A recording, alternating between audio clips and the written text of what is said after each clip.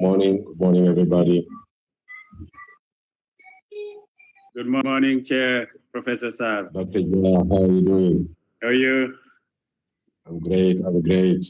Good. Good morning, everybody. Greetings from Senegal. It's 9:22 here, UTC time.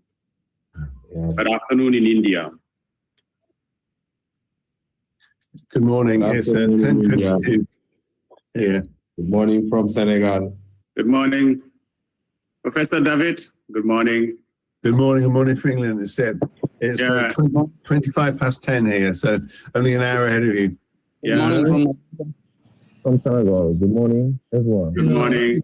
Good afternoon from India. Good afternoon, everyone. Good afternoon, President. Good afternoon. How are you? President Dr. John and Sisoho, congratulations for the conduct of the inaugural session yesterday and parallel sessions. Thank you, Professor. Thank you. It was a mighty coordination job. Thank you. Thank you very much. This is the fruit of so many months. The opportunity you've given us to That's a collective effort, yes. Great. Yeah, thank you so very much. I have roamed around all sessions. It really was We really appreciate. Thank you. Thank you very much. Great.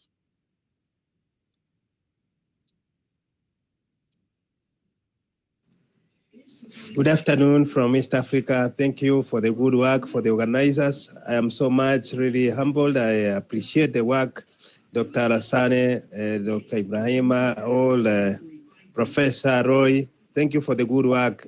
From Kenya, it's 12 most welcome. already in the afternoon. So there is a time for feedback in valedictory session. So this is plenary session. After plenary, there is valedictory. So there is a feedback session. So we request all the participants to be ready to give feedback to us, so that means your feedbacks will help us to do better. Yeah, next time.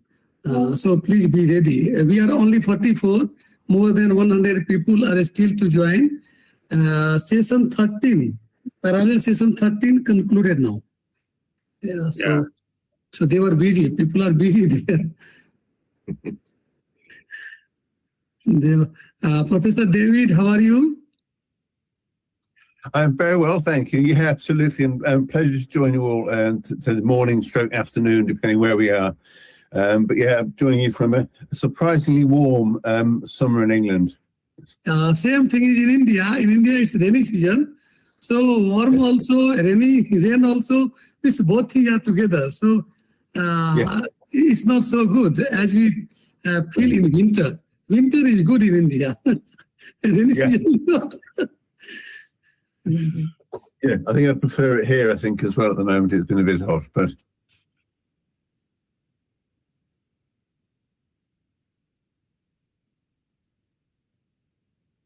I'm checking whether all speakers have joined or not. Yeah, see, I not joined.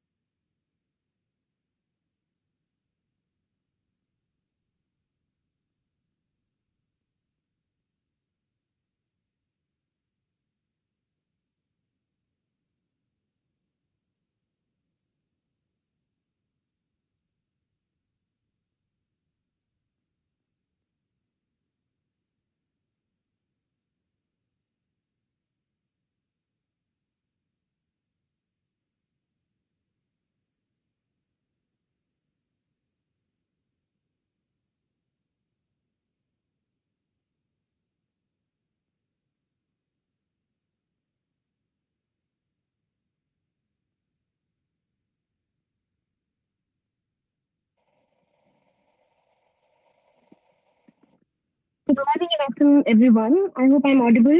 I'm audible. Yes, you are. Good morning and afternoon, everyone. I am Priya, research scholar at the Department of English, University of Allahabad. I heartily welcome you all in this plenary session of the third International Conference of the World Association of Authors and Researchers on the subject Decolonization through Language and Literature, organized by the Department of English, University Limerick, Sheikh Hamidou Khan, Senegal, in association with Senegal Chapter West Africa and Prague Chapter India of WAAR. I welcome our eminent speakers today, Dr. Cheikh Nguirane from University of French West Indies, Martinique, and Professor Patrícia Ferraz de Matos for Lusófona University, Lisbon, Portugal, and our third speaker, Professor David Webster from Buckinghamshire University, United Kingdom. We are pleased to invite you all and our participants to have an enlightening session today. At first, I invite Dr. Cheikh Nguirane for his illuminating ideas on the topic linguistic Pan-Africanism, an often ignored dimension of Pan-African studies. Dr. Cheikh is an associate professor in Anglophone studies at the University of French West Indies. He has previously held positions of the University of Limoges, the University of Ferraz, and University of Orleans and Acadia. His research interests include African diaspora, Pan-African ideas and circulations, and Black political articles. He has published a number of articles pertaining to the African diaspora and engaged with media outlets and the US politics. He currently serves as co-editor of the Journal of African and African Diasporic Studies, Harriet Tubman Institute at New York University. We welcome you, sir, for sharing your informative ideas regarding the topic. Your session, please take us the session and the platform is yours. Thank you so much. Thank you so much for the introduction. And before starting my talk, I would like to thank the organizers of this international conference. It is an honor for me to be invited as a speaker. When my colleague, Dr. Alessandra, reached out to me for the conference, I was very excited because I knew this is a platform where you can meet scholars from the global south, from the global north. And speaking about decolonization, we still wonder whether it is still relevant. I am not taking the same position as Olufumi Taiwo, you already know, who is from Nigeria, who wrote a book entitled Against Decolonization, Taking African Agency Seriously. I do take African agency seriously, but I am not approaching decolonization in the same way. So thank you for organizing this event, and I would like to bring my own contribution based on my research interest. As you have heard it in the presentation, I work on Pan-Africanism and African diaspora studies. That is the focus of my research for a number of years. What I do in studying Pan-Africanism is to take another approach. I am not mostly focusing on African unity, as we see the mainstream scholarship. I do not only focus on Pan-Africanism as a movement, it is also an idea. And part of my work focuses on the idea. And when you focus on the idea, you would see a lot of ramifications. The ramification of Pan-Africanism, we see the linguistic dimension. That's where my talk lies. When I decided to talk about linguistic Pan-Africanism, it also builds on a project that I call the Isms of Africa. The Isms of Africa are divided into, I would say, two parts. The isms of oppression, like colonialism, racism, white supremacism, and so on. But also the isms of liberation. Pan-Africanism is part of the isms of liberation. So I built on this project to really examine how linguistic Pan-Africanism manifested. When we mention linguistic Pan-Africanism, we might say this is just an attempt to find one common language for African countries in order to achieve unity. It goes beyond that. It goes beyond that. What I can say is the language issue has been embedded in Pan-Africanism in the early 19th century. There are early Pan-African figures we do not mostly mention that embraced the language question. But their position was in some kind of contradiction when we consider the decolonization movement today. Because at the beginning, they were not rejecting English. The question was whether English was wide enough, welcoming enough to take the weight of the aspiration. That was the question at the beginning. They were not rejecting English as a language that was not relevant enough because there was no other way to communicate, but they believed English could be a language that could carry their messages. And they were drawing on liberal humanism, but also on secularism to continue to express their views of the world.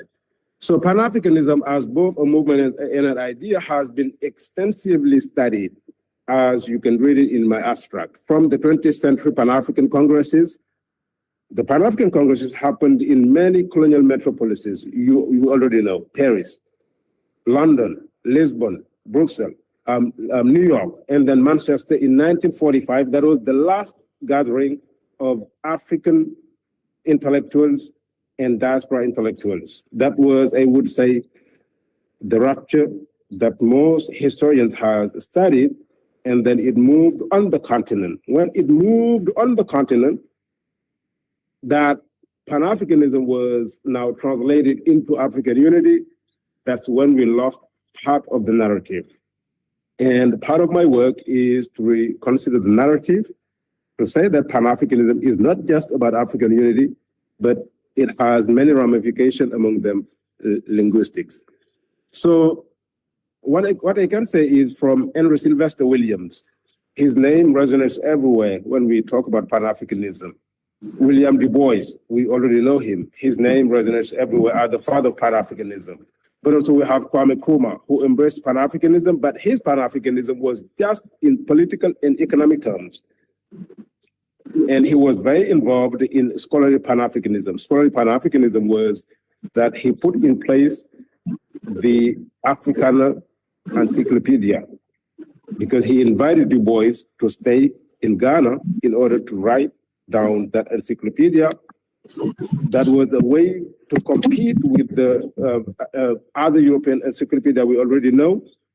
But also he was the one who organized the first Africanist International Conference because he believed scholars could advance the unity of Africa, but he was not embracing the language issues.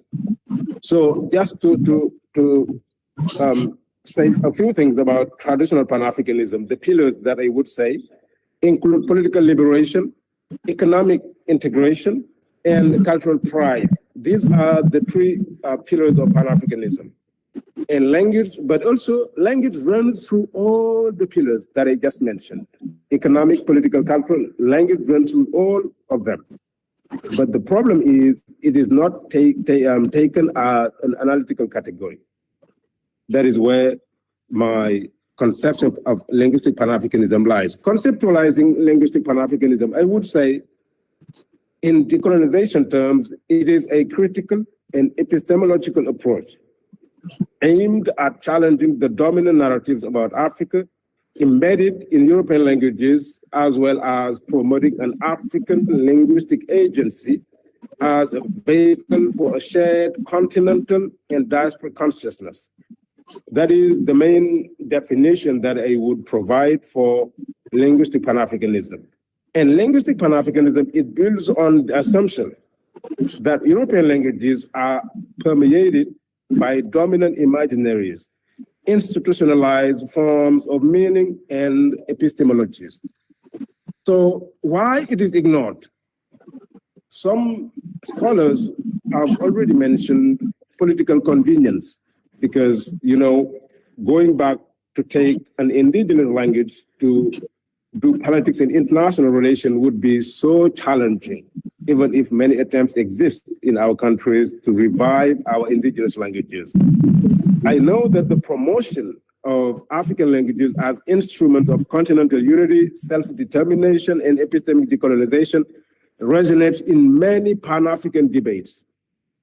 And a lot of questions has been asked. Among them, is linguistic unity a precondition for Pan-African unity? Or can we just build on multilingual solidarity? I would say, is multilingualism enough to sustain Pan-African thought and practices? That is the question, and it is a debate still going on. A last question would be, can Pan-African unity be complete without African elites and institutions continue to operate in foreign languages? That is a question. So in this talk, I specifically consider linguistic Pan-Africanism as part of the Pan-African intellectual tradition.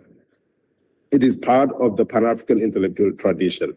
First, I will consider how a few Black intellectuals, including Alexander Crummell, an African-American, and part of the Back to Africa movement. And he was the founder of the American Negro I would say Institute. And I would say how Alexander Crummell, Kwasi Pra, who is from Ghana, a very interesting scholar, how they differed on the English language ability to serve as a purveyor of liberal humanist ideals and carry the weight of African people's experiences and aspirations. The second point would be, I will examine linguistic Pan-Africanism as an expression of solidarity and epistemologic sovereignty. And I look for answers within contemporary Pan-African works and advocacies of Senegalese renowned scholar, Cheikh Anta Diop, focusing on his insistence on African languages as vehicle of scientific thought. I would also consider the late Kenyan writer Ngugi wa Thiong'o. We paid tribute to him yesterday, and I truly appreciated that. His call to decolonizing the mind. I would also focus on the Asmara Declaration. The Asmara Declaration is most of the time, like I would say, approach in literature. But if we consider the link with Pan-Africanism, we would see that it is part of this tradition. So for the historical precedents, I just mentioned Alexander Crummell. Alexander Crummell is part of those African-American leaders who advocated back to Africa, way before way before Marcus Garvey. But their back to Africa was quite different.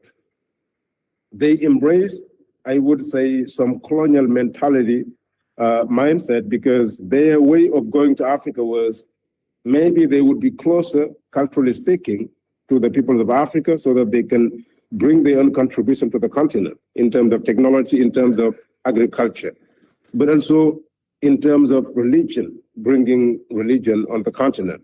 And Alexander Crummell was one of these leaders. He championed Pan-Africanism, and he's considered by the German historian, whose name is Immanuel Geiss, he's considered as a proto-Pan-Africanist. A proto-Pan-Africanist. I don't like the word, quite speaking, but he is part of the fathers of Pan-Africanism, Alexander Crummell, along other leaders that I can mention. And he's known as the pioneer. He's known as the pioneer, and early on, he wrote an article from a talk and questioning English as the language. And he was questioning English as the language to see whether his quest for freedom for all African people could be based on the English language. And he was convinced that the fight for freedom could be reinforced by the conceptual power of the English language. He was really, I would say, convinced the conceptual power of the English language to do that work. So in Cromwell's views, Pan-African solidarity was made possible in part by the expansion of the socio-political vocabulary in English. And if English has facilitated the introduction of concepts that are central to freedom, it also must be emphasized that it has been exclusively within the confines of Western liberal doctrines. That has to be acknowledged. But what I can say is, Alexander Cromwell, like other Pan-African figures, Edward Wilmot Blyden, who was in Liberia, and he migrated because of the American Colonization Society.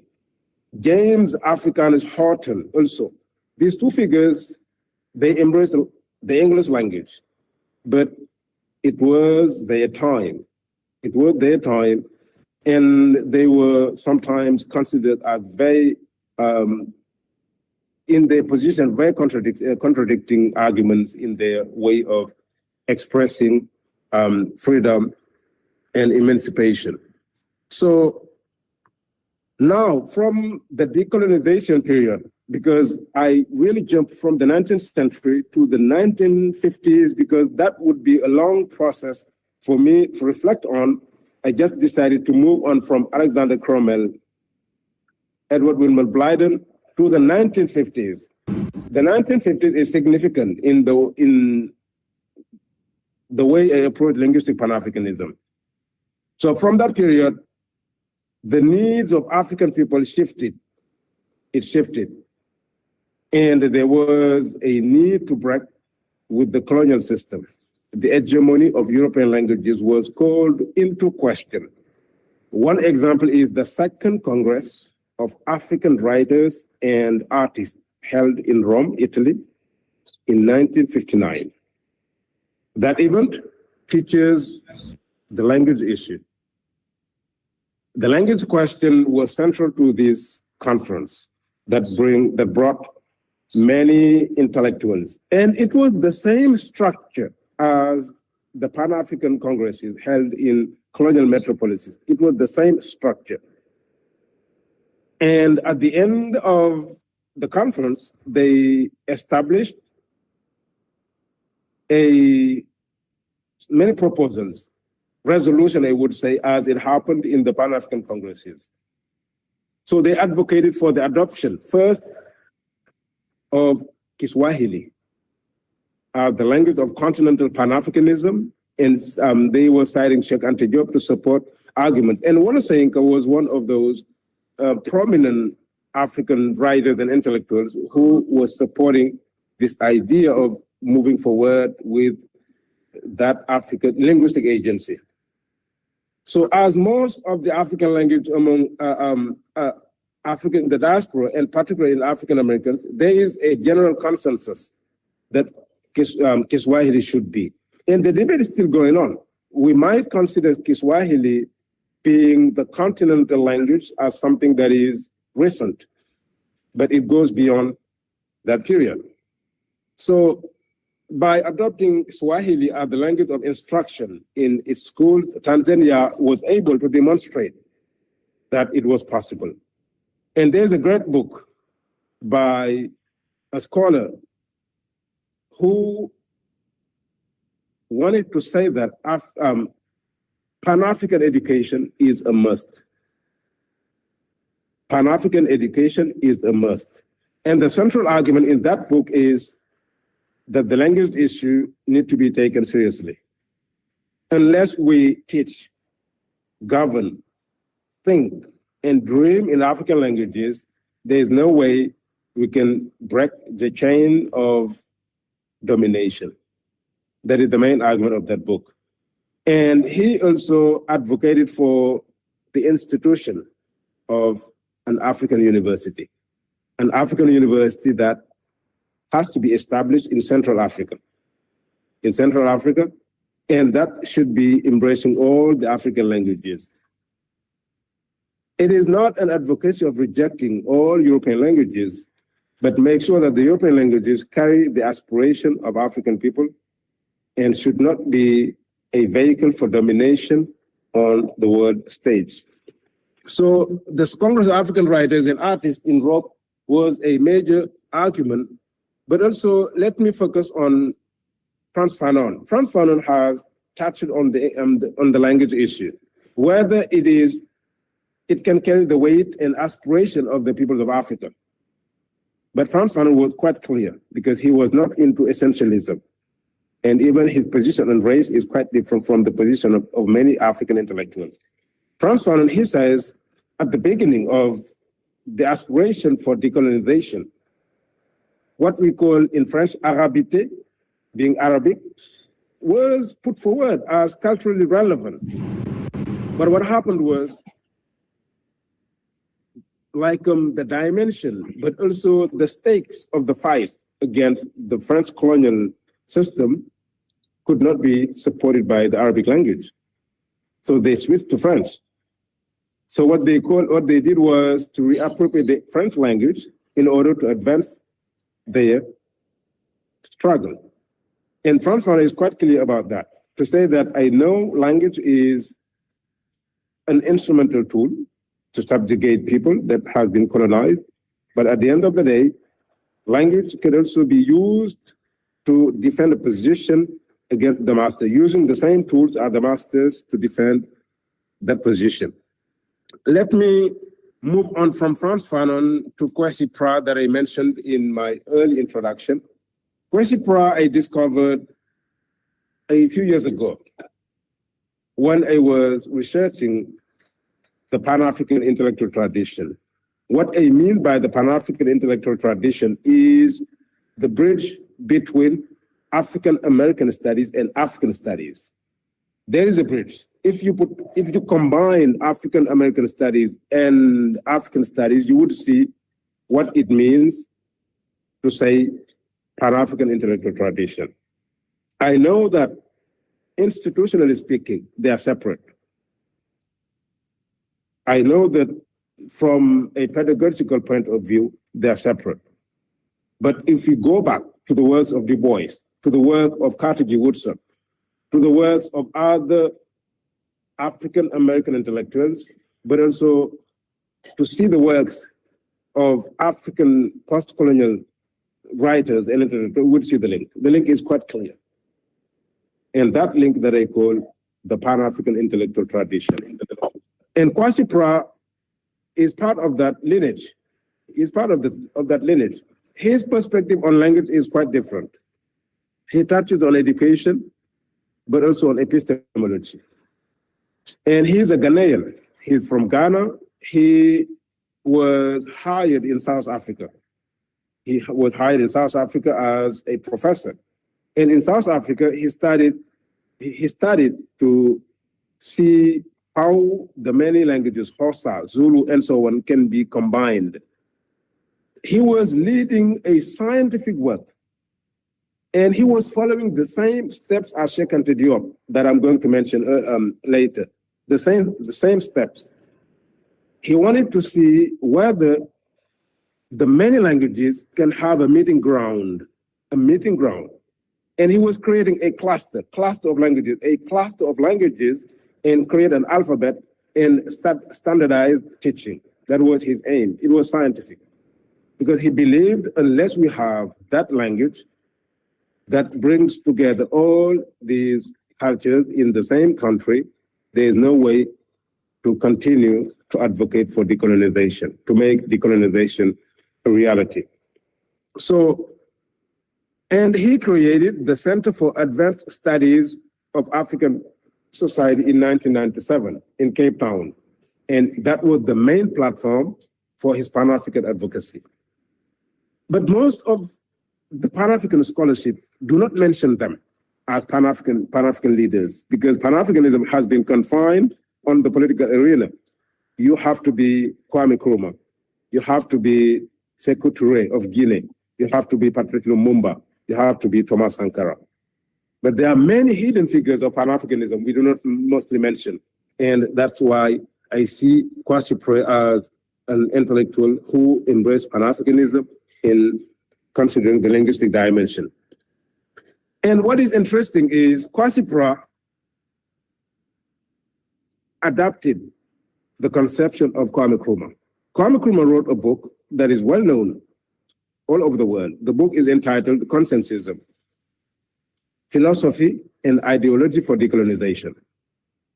And the book was reviewed by many African scholars, among them Ali Mazrui. Ali Mazrui, who is from Kenya, he was considered, the late Ali Mazrui, who was considered as controversial, but Ali Mazrui, he conceptualized the triple heritages that was drawn from the book of Kwame Nkrumah.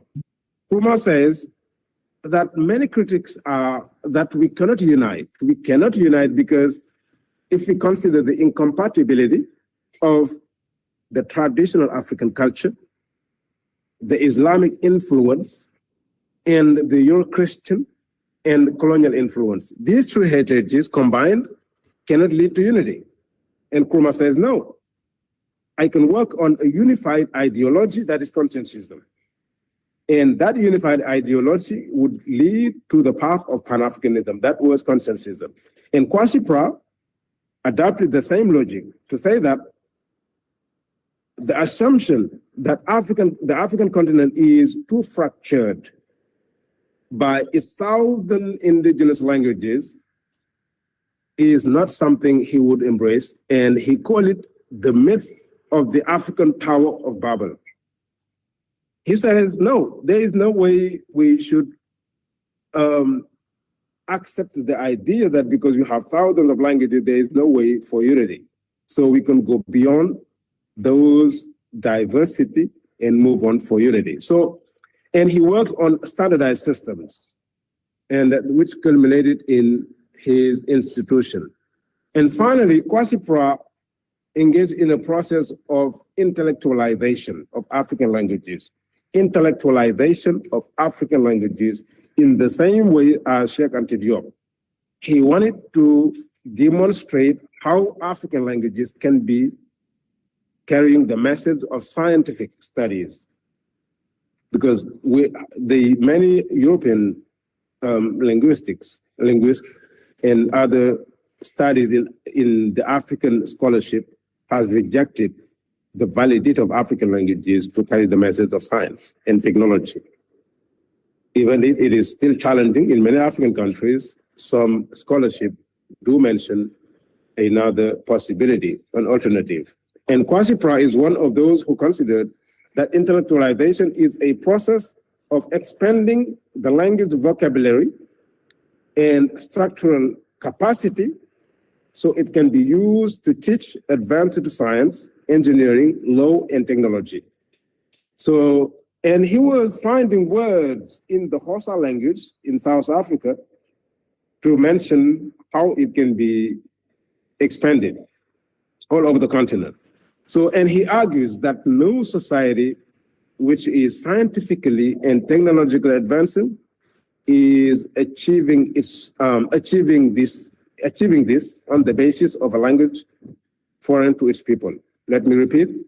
No society which is scientifically and technologically advancing is achieving this on the basis of a language foreign to its people. So that was the core argument of Kwasi Pra. And one of his books is quite clear on the issue. The book is one of his publications that is Beyond the Color Line, Pan-Africanist Disputations. And he wants to connect language with the Pan-African liberation and cultural renaissance. And he's not the only one that I could mention, but based on the number of minutes that I have, I would jump on to another intellectual in order to back my idea of linguistic Pan-Africanism.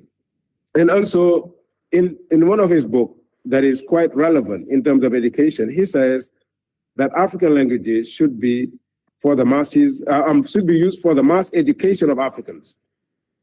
For the mass education of Africans, and he argues that language bears all the imprints and expresses the history of its users. No single area of culture is as revealing of the history of its users as language. And Ngugi wa Thiong'o repeated Kwasi Pra.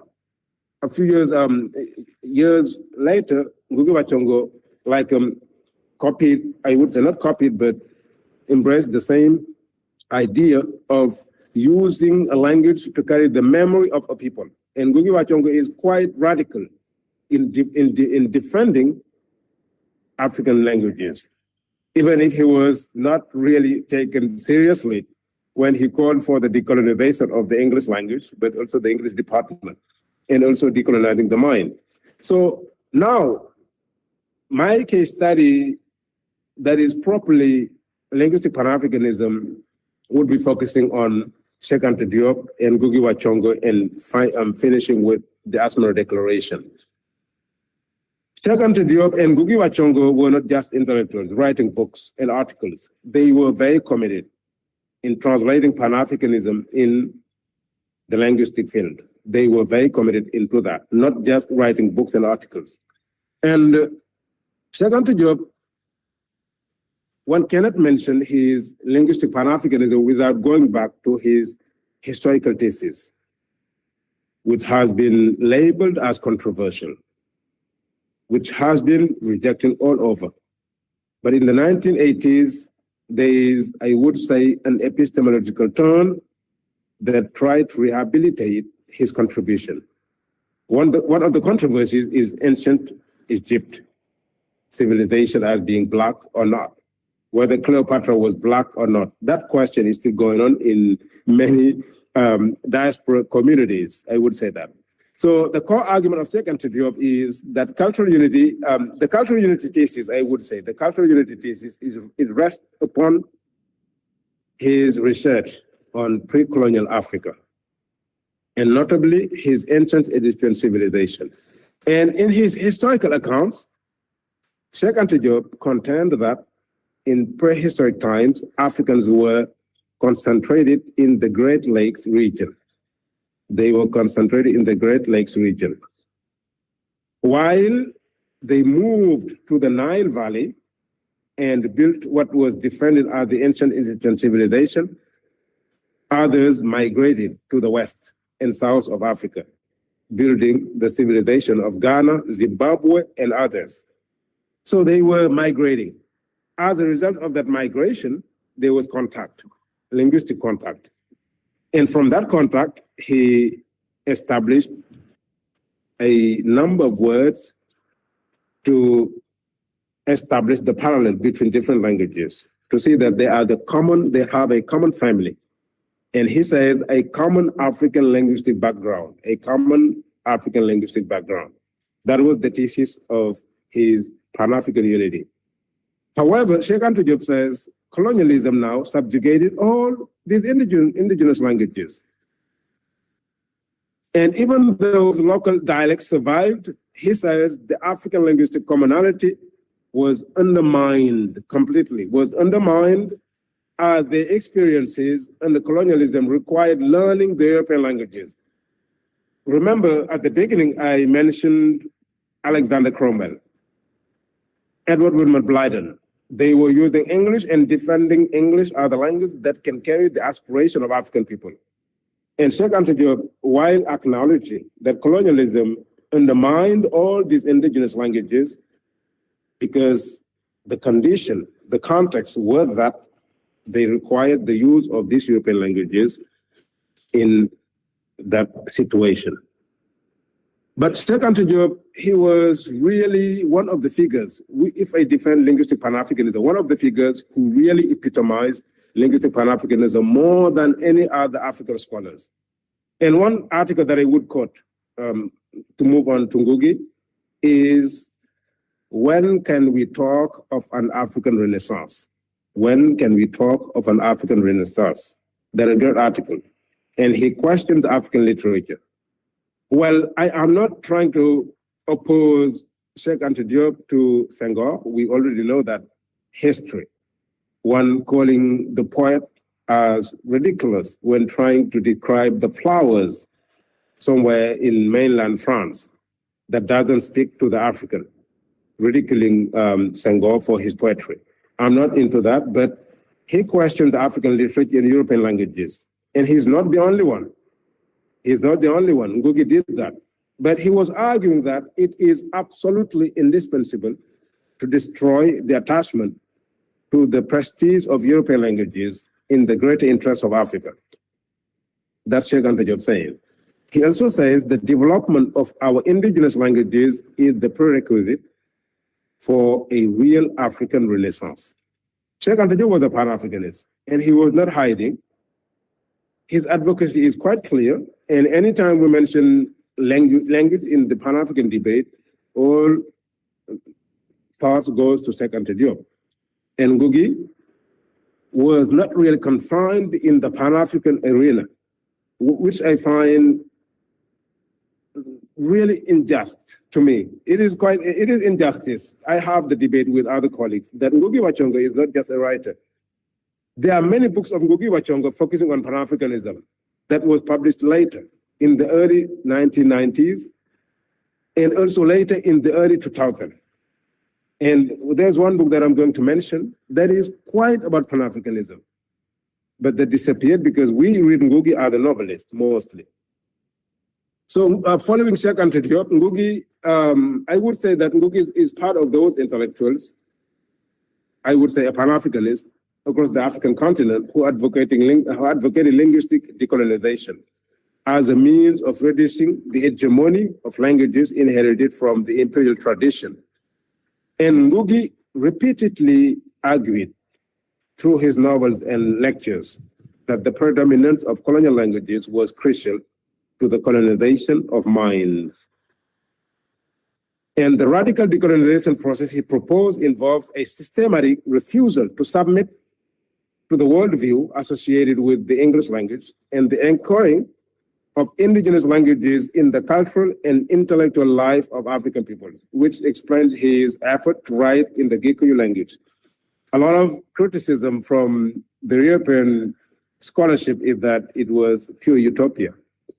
It was not possible for any African writer to write in African languages, in African languages and make their voices heard on the global arena.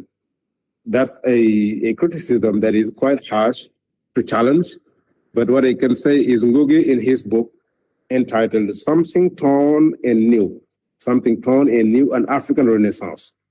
And this is a long quotation that I would like to quote because it is quite relevant in the debate we are having until today. Let me quote: writers, artists, musicians, intellectuals, and workers in ideas are the keepers of memory of a community. What fate awaits a community when its keepers of memory have been subjugated to the West linguistic means of production and storage of memory? English, French, and Portuguese, such that those who should have been keepers of the same sacred word now see themselves and the different possibilities for the community only within the linguistic boundaries of memory incorporated. We have languages, but our keepers of memory feel that they cannot store knowledge, emotions, and intellect in African languages. It is like possessing a granary. It is like possessing a granary, but at harvest, storing your produces in somebody else's granary.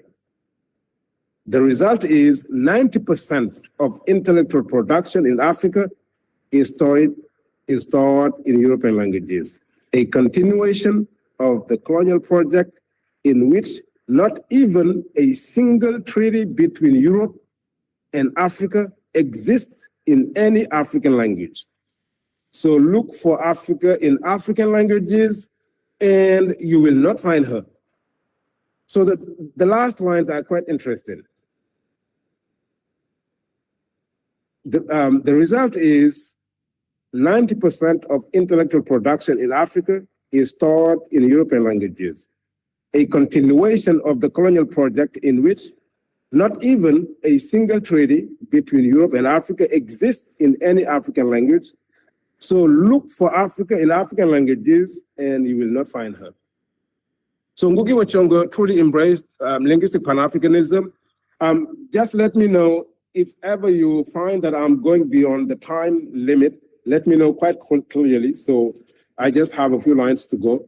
So Ngugi wa Thiong'o also criticizes the treatment of African languages in foreign institutions. And that part of Ngugi's scholarship is quite interesting. He was even criticizing international institutions.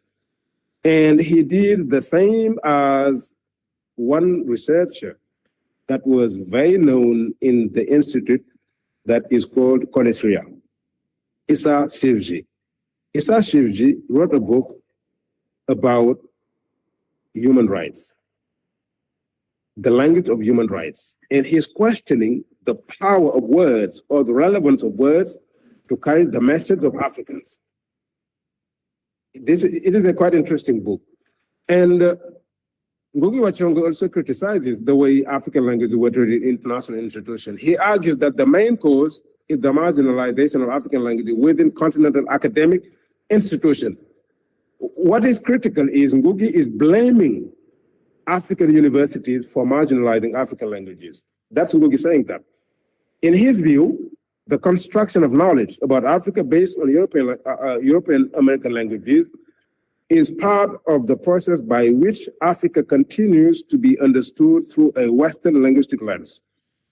This process, which he calls Europhonism, we call this process Europhonism, and is a parasitic enterprise that only knows how to take away but never give back anything to the language and people in whose name it claims its place in the global community of researchers in the arts, science, and technology.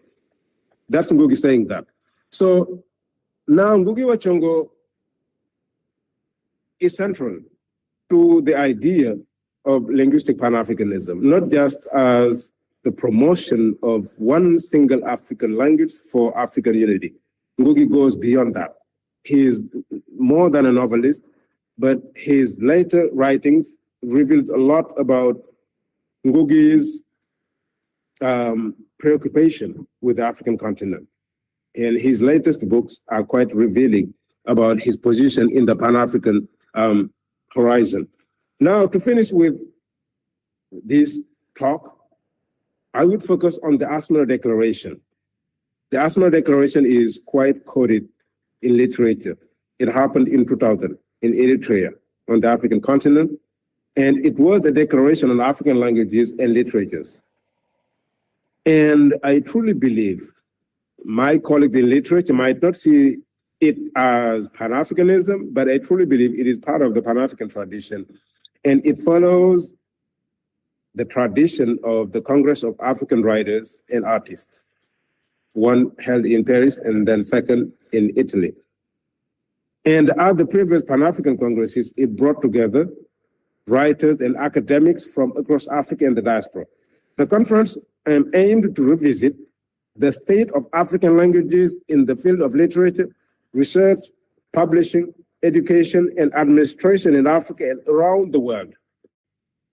It was rooted in the tradition of the Black writers. The conference also reflected on the ongoing struggle for the decolonization of knowledge. You know, we have been preaching decolonial literature over the last, sorry to interrupt you, but because we are getting out of time, so please conclude it within 1 or 2 minutes. 1 minute is enough. 1 minute is enough. Thank you. Yes, thank you so much. So the conference of Asmara resulted in 10 related proposals that I'm not going to mention, but 3 of them are relevant to the idea of linguistic Pan-Africanism. They say African languages must assume the duty, responsibility, and challenge of speaking for the continent. First, linguistic agency, that is Pan-Africanism. All African children have the inalienable rights, maybe copying the American Constitution, maybe, I don't know, to attend schools and learn in their mother tongue. To this end, every effort must be made to develop African languages at all levels of education. And finally, promoting research through African languages is essential for their development, especially since the advancement of research and documentation on the African world will be better served by the use of these languages. This was a few elements I wanted to share on the issue of linguistic Pan-Africanism, which is quite broad, but I hope that it might open the door for further discussion. And again, thank you so much for the invitation, and thank you for this platform to share ideas on various parts of the globe. Thank you.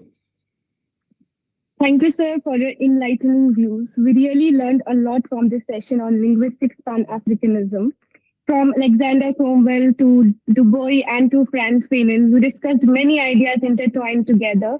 And this session was structured in such a way that it was really helpful for us to understand lots of complicated ideas together with lots of clarity together. So you truly mentioned the fact that the language should not be the vehicle of operation and subjugation. Rather, it should be the tool of self-expression, one's identity and freedom. So I thank you so much I thank you on the behalf of all listeners for this great session. And now it's time to move ahead with our next speaker, Professor Patrícia Ferraz de Matos from Lisbon University, Lisbon, Portugal. So, thank you. Professor Patrícia is an anthropologist and integrated researcher at the Interdisciplinary Center for Education and Development Studies. Since 2026, within the framework of the FCT institutional call for stimulate scientific employment, she was an auxiliary researcher from 2019 to 25 and postdoctoral researcher from 2013 to 19 at the Institute of Social Science at the University of Lisbon, and is the member of teaching staff of the PhD program in anthropology at the University of Lisbon since 2013. He has collaborated with several Portuguese and international universities at undergraduate and postgraduate level and has supervised numerous cases.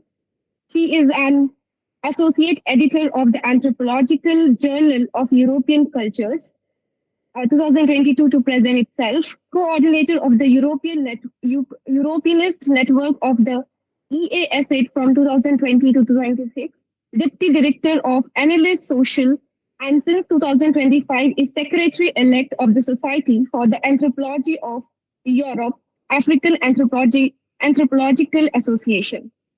He is also fellow of the Royal Anthropological Institute of Great Britain and Ireland since 2019, and was a member of the advisory board of the International Association of Social Sciences and Humanities of Portuguese Language, representing the meritorious members at University of Lisbon from 2021 to 25. He has published 38 articles in peer-reviewed journal and 12 papers in proceedings. He has published 28 book chapters and 4 books. He has co-edited 1 book and co-edited 10 special issues. He has organized 68 events and supervised several doctoral theses. Today, we are welcoming her for her enlightening session on the topic, Exercise for Decolonizing Thought and Practice Today, Examples Related to Portuguese Case. We welcome you, ma'am, and we are very eager to listen your point of views on this topic. The platform is yours. Hello, good morning. So I prepared a PowerPoint. I think I can share my screen. I will try to do that. So let me see.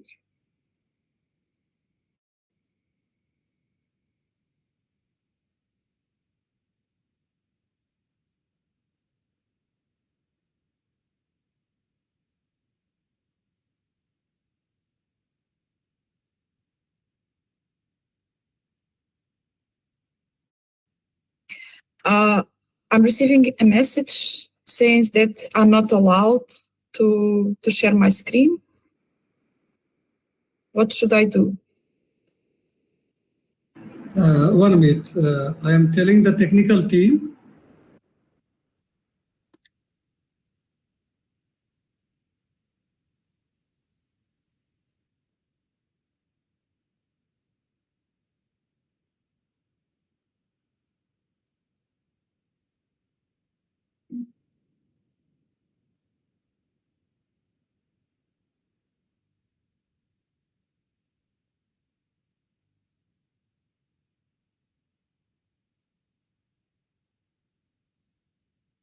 So, are you seeing my presentation?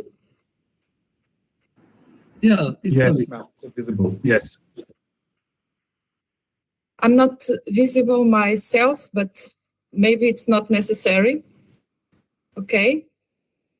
But are you seeing my PowerPoint right now?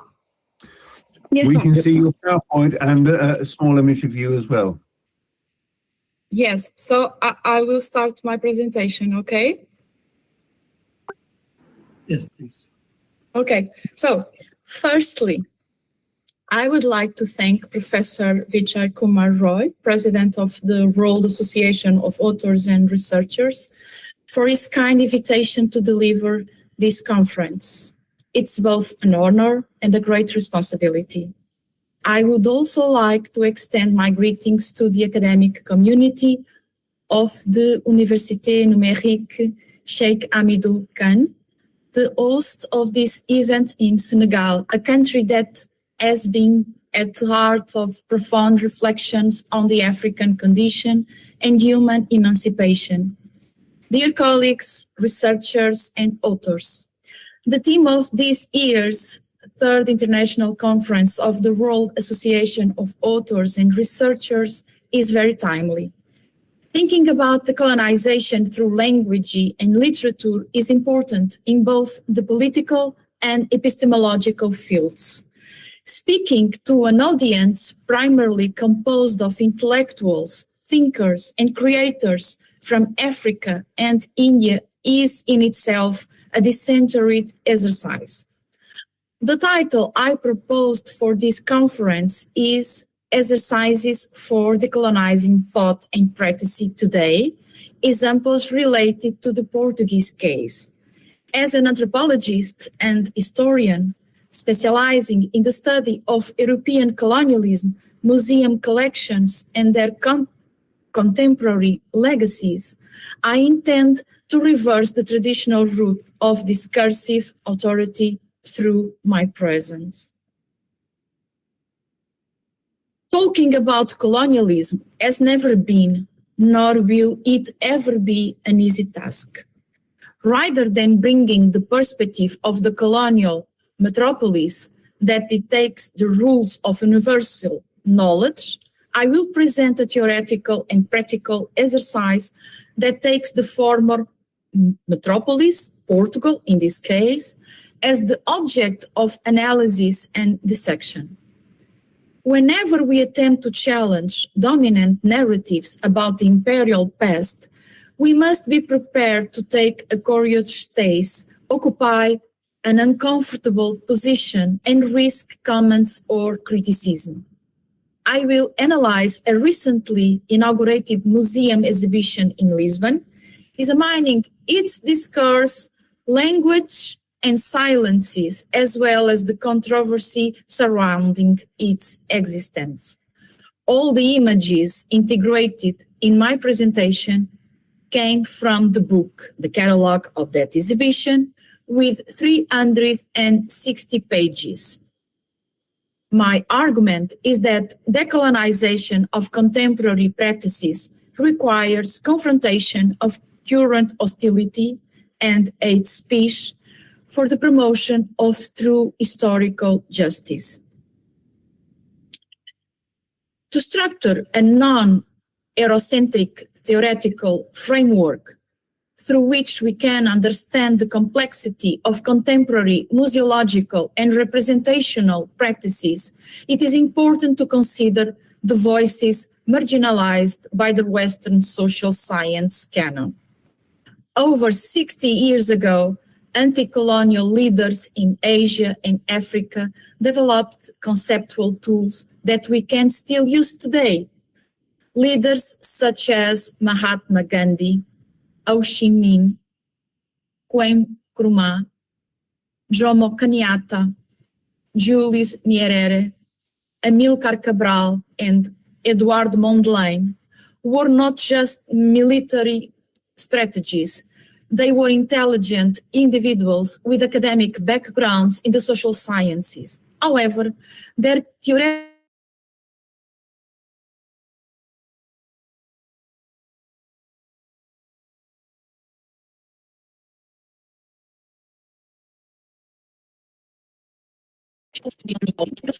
his vision of the liberation of Mozambique. In the case of Amílcar Cabral, his agronomic and sociopolitical analysis of the social structures of India and Cape Verde ended up constituting a pioneering treatise on critical sociology. These thinkers demonstrated how the colonial project was not exhausted in the plunder of resources or in extractivism or in military occupation. Its effectiveness was fundamentally in the colonization of minds.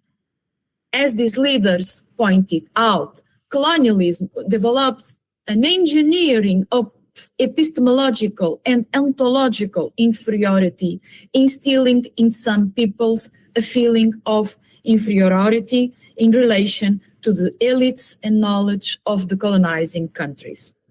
According to the idea of Aníbal Quijano on the coloniality of power, colonial administrations did not extinguish the colonial matrix of power, which continues to classify world populations with racial and Eurocentric criteria. In museographic terms, this matrix is evident in the persistence of collections that depict the other as existing outside of historical time. Similarly, the work of Gayatri Spivak on subalternity prompts us to question the language through which empire narrates itself. Is it possible for the subaltern to speak in a museum setting? Or is their voice always translated, domesticated, and sanitized by Western curators' interpretation? Akil Mbembe, when discussing post-colonial dynamics and the archive, reminds us that cultural institutions often celebrate death and colonial sovereignty aesthetically. The idea of Ngugi wa Thiong'o on decolonization of the mind is also important.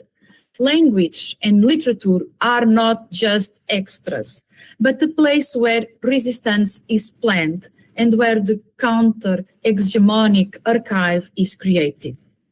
Although authors such as Michel Foucault and Jacques Derrida can provide useful tools for deconstructing discourse and conducting institutional critics, their work must be approached with a critical eye.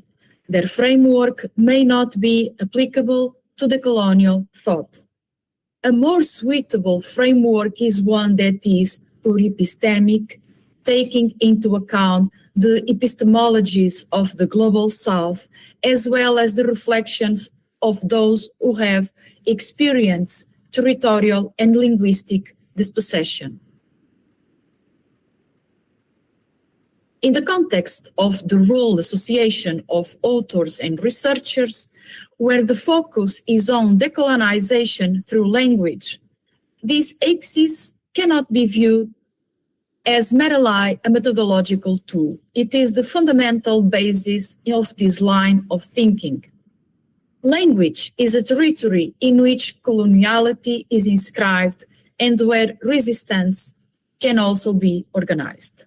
In the museum space, on the other hand, language takes on a material form through museographic language and colonial terminology, which sometimes continues to persist in the captions near the pieces. We often encounter terms such as tribal, primitive, or indigenous, as well as passive-aggressive expressions that conceal the violent nature of acquisition, such as collected on campaign or offered by the colonial governor. On the other hand, it means questioning in which languages colonialism is narrated. Why does the main narrative of a European museum continue to be delivered in the colonizer's language, relating the original languages to mere folkloric footnotes or absolute absences? It is precisely here that African and Asian literatures emerged as a true counter-hegemonic archive.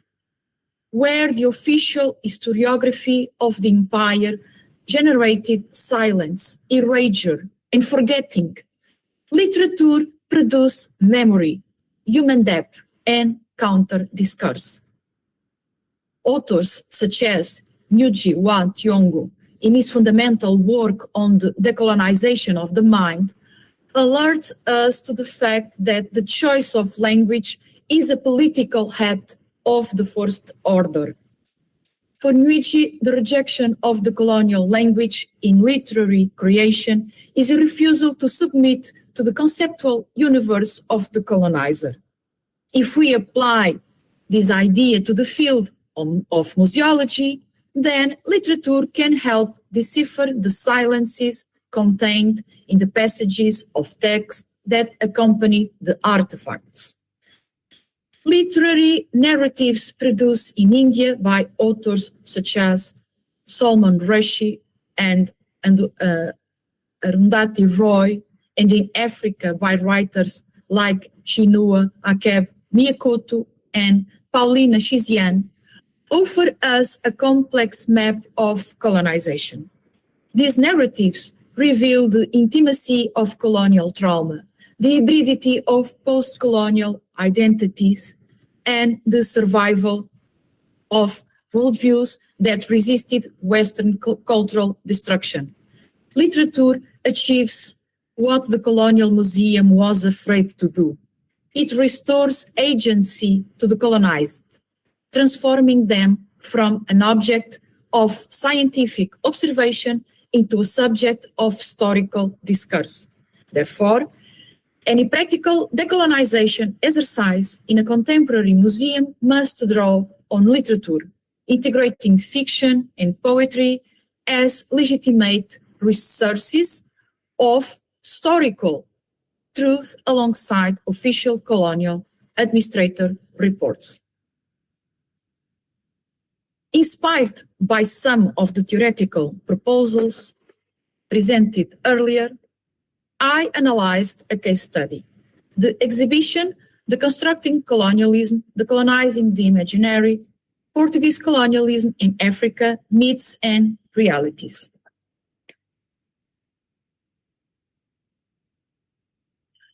On display at the National Museum of Ethnology in Lisbon, the exhibition opened on 30 October 2024 and remains on display.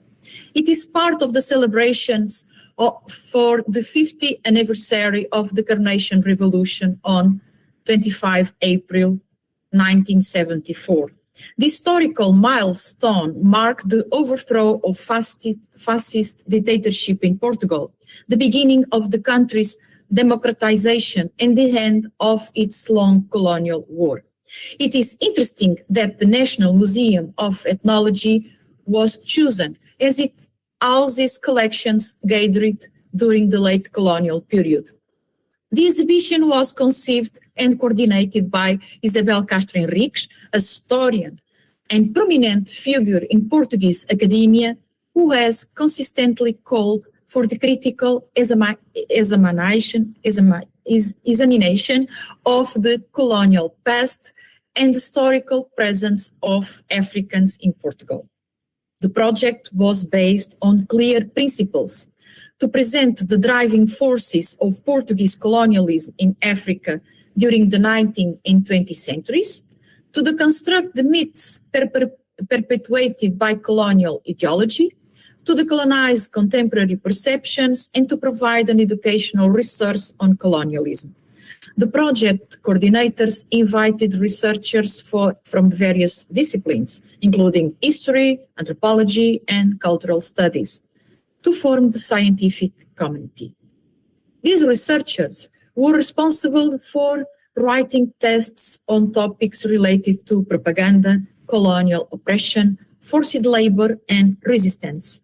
The project was also sponsored by research centers linked to universities, archives, foundations, museums, and private funds. This initiative is also significant because it is one of the first times that a museum institution in Portugal has adopted the term decolonize in the title of an exhibition, and its curatio mission. I was invited to join the scientific committee of the exhibition and prepare text for the thematic panels. Each specialist would be free to conduct their research and write their test as they wished. No guidelines were provided, so each author could include their own perspective. Since different people would participate, a variety of voices and perspectives could emerge, which could be enriching. This diversity was ensured by the fact that the authors came from different disciplinary areas and generations and had different experiences. Some had already visited territories in Asia and Africa and South America, while others had more limited experience in this respect. The exhibition also included films and various objects, some of which were placed in display cases and were part of the National Museum of Ethnology's collection in Lisbon. According to Isabel Castro Henriques, the exhibition's organizer, the integration of these objects sought to highlight the political and creative force of African cultures, contradicting derogatory European narratives about Africa. In addition to these objects, the exhibition also features contemporary African artworks by artists such as Lívio de Moraes, Hilaire Balu, and Mónica de Miranda. The artists were invited to create pieces that would engage in dialogue with the chosen ethnographic artifacts and contribute to the decolonization of imaginations. From the beginning, there was a desire of internationalization, and the authors were informed that all texts, as well as the captions and identification of the materials, should be written in Portuguese and English. So in this case, internationalization means to write in English, the language that we are also using today. In practical terms, 25 April 1974 was the first day of freedom from the 48-year dictatorship in Portugal. This date also marked the end of the colonial war and the emancipation of African countries, which were formerly colonies and later overseas provinces. However, the colonial context and the period that followed were characterized by distinct experiences and perspectives on these events, such as the nature of colonialism, the colonial war, and the arrival of the returnees, the settlers, mainly from the settlement colonies in Angola and Mozambique. For some in Portuguese society, this anniversary was a time to celebrate the freedom gained in the metropolis. However, this freedom was also achieved through the armed resistance and liberation movements formed in Africa. These movements organized themselves in former Portuguese colonies and neighboring countries to keep some headquarters and party structures out of the reach of the PIDE. It was the political policy of the Estado Novo regime that was a dictatorship. For researchers with a more critical view of history, Afro-Descendants Association and anti-racist activists, this commemoration was a moment to advocate for genuine democratic progress. The colonial war, which lasted from 1961 to 1974, remains one of the most profound and least understood traumas in contemporary Portuguese history. For 13 years, the Estado Novo regime mobilized hundreds of thousands of young Portuguese men for a war intended to maintain the illusion of a pluricontinental empire. In Portuguese collective memory, the war is often recounted through the lens of the suffering of young metropolitan soldiers, family separation, and the psychological trauma of returning home. However, decolonizing our thoughts, requires us to change our perspective and face the brutal truth about the violence, the colonialism, and this colonialism, the way it is inflicted on African communities.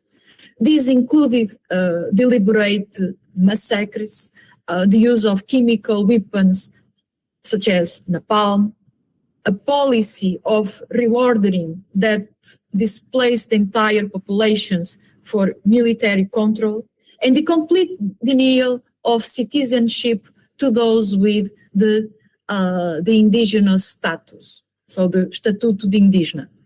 Thus, the exhibition at the National Museum of Ethnology sought to break the institutional silence surrounding some of these issues by presenting the violence of the war not as an accidental deviation, but as the inevitable result of a colonial system that refused to accept the course of history and the inevitability of African independence. Another element is the phenomenon of the so-called returnees. Between 1974 and 1976, approximately 500,000 Portuguese citizens residing in Africa returned in mass to Portugal in the wake of the decolonization and independence processes. This influx of people, one of the largest migratory movements in post-war Europe in proportion to the resident population, was absorbed by the young Portuguese democracy. The traumas are still numerous, and several authors, especially in the fields of anthropology and history, have explored these aspects of memory associated with colonialism. We can mention Elsa Peralta, Margarida Calafate Ribeiro, Miguel Cardina, and Morgane Apolline Delano, for example. The term retournee encompasses an identity complexity.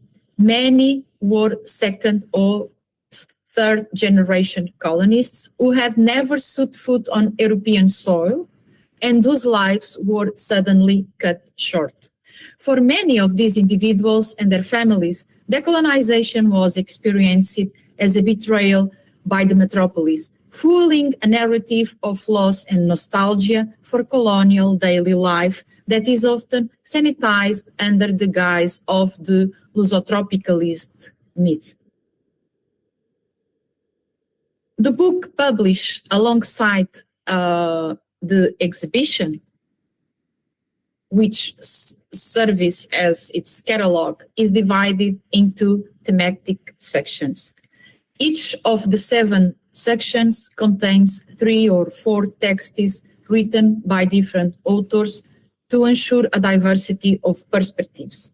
The book begins with an introduction entitled Good Portuguese Colonialism, which critically deconstructs the Lusotropicalist thesis by demonstrating that the narrative of supposedly gentle and fraternal colonization was an ideological construct designed to mask oppression. Section 1, titled We Have Been in Africa for 500 Years, critically analyzes the myth of the antiquity and continuity of Portuguese territorial dominion. It shows that effective occupation of the African interior only began in the late 19th century and was military weak. In Section 2, Civilizing Mission and Progress, the authors analyze the Eurocentric rhetoric of material and moral progress, constructing it with the reality of economic exploitation and the deconstruction of local social structures. Section 3, under the theme Colonial Vocation and Historical Mission, examines how the state and institutions, including the Church, constructed a mystical narrative about Portugal's imperial destiny in order to legitimize colonial domination. Section 4, the others, savage, the savage, and us, civilized, focus on the dynamics of otherness and the production of scientific racism. It demonstrates how anthropology and colonial administration categorize African peoples in order to justify their legal and social subjugation. Section 5, Portuguese Africa, analyzes imperial cartography and the efforts to nationalize overseas territories by erasing pre-existence and identities, language, and cultures. Section 6, the nation's greatness and the armed struggle confronts the glorification of the empire in propaganda with the inevitable emergency of colonial wars and national liberation movements. Finally, Section 7, Decolonization, Independence and the Legacies of Colonialism, concludes the work by discussing the complexities of the post-1974 period and the persistence of colonial structures in contemporary Portugal. Translating the extent and density of the book's texts into the physical space of the exhibition presented complex museographic challenges. The exhibition space functions as a device for visual and material confrontation. Some objects from the colonial period, such as masks, statuary, work tools, or photographs, are displayed in juxtaposition with panels that explicitly show the violence of their acquisition trajectories. The physical space reveals the tension between the desire to decolonize the imagination and the political reluctance to progress with material decolonization, which would entail the effective restitution of heritage to its countries of origin. The public reception of this exhibition is an indicator of the current issues in Europe and in the world, as it prompts different perspectives on colonial history. Some sectors of society, including Afro-descendant associations, anti-racist activists and critical historians, saw the exhibition as a long-awaited opportunity to reflect on colonial trauma and make historical reparations by including historical content that had been excluded from textbooks and official discourse. Additionally, the exhibition provided an opportunity to discuss the restitution of artifacts and human remains to their countries of origin. However, the reaction from other sectors of society was negative. Some articles published in newspapers and blogs, as well as social network comment sections became ideological battlegrounds. The exhibition was labeled as an attack on national identity, a concession to woke movements imported from abroad, a manifestation of national self-flagellation, and an insult to the history of ancestors by the more conservative sectors and the radical right, which currently enjoys considerable parliamentary representation in the Portuguese Assembly. In a tone of defensive victimhood, it was argued that present generations could not be blamed for past events and that the exhibition would only incite revolt among certain social groups and promote racial division in an otherwise peaceful country. This hostility is neither an isolated case nor a Portuguese idiosyncrasy. Rather, it is part of a broader European geopolitical situation characterized by the rise of far-right movements and parties across the continent.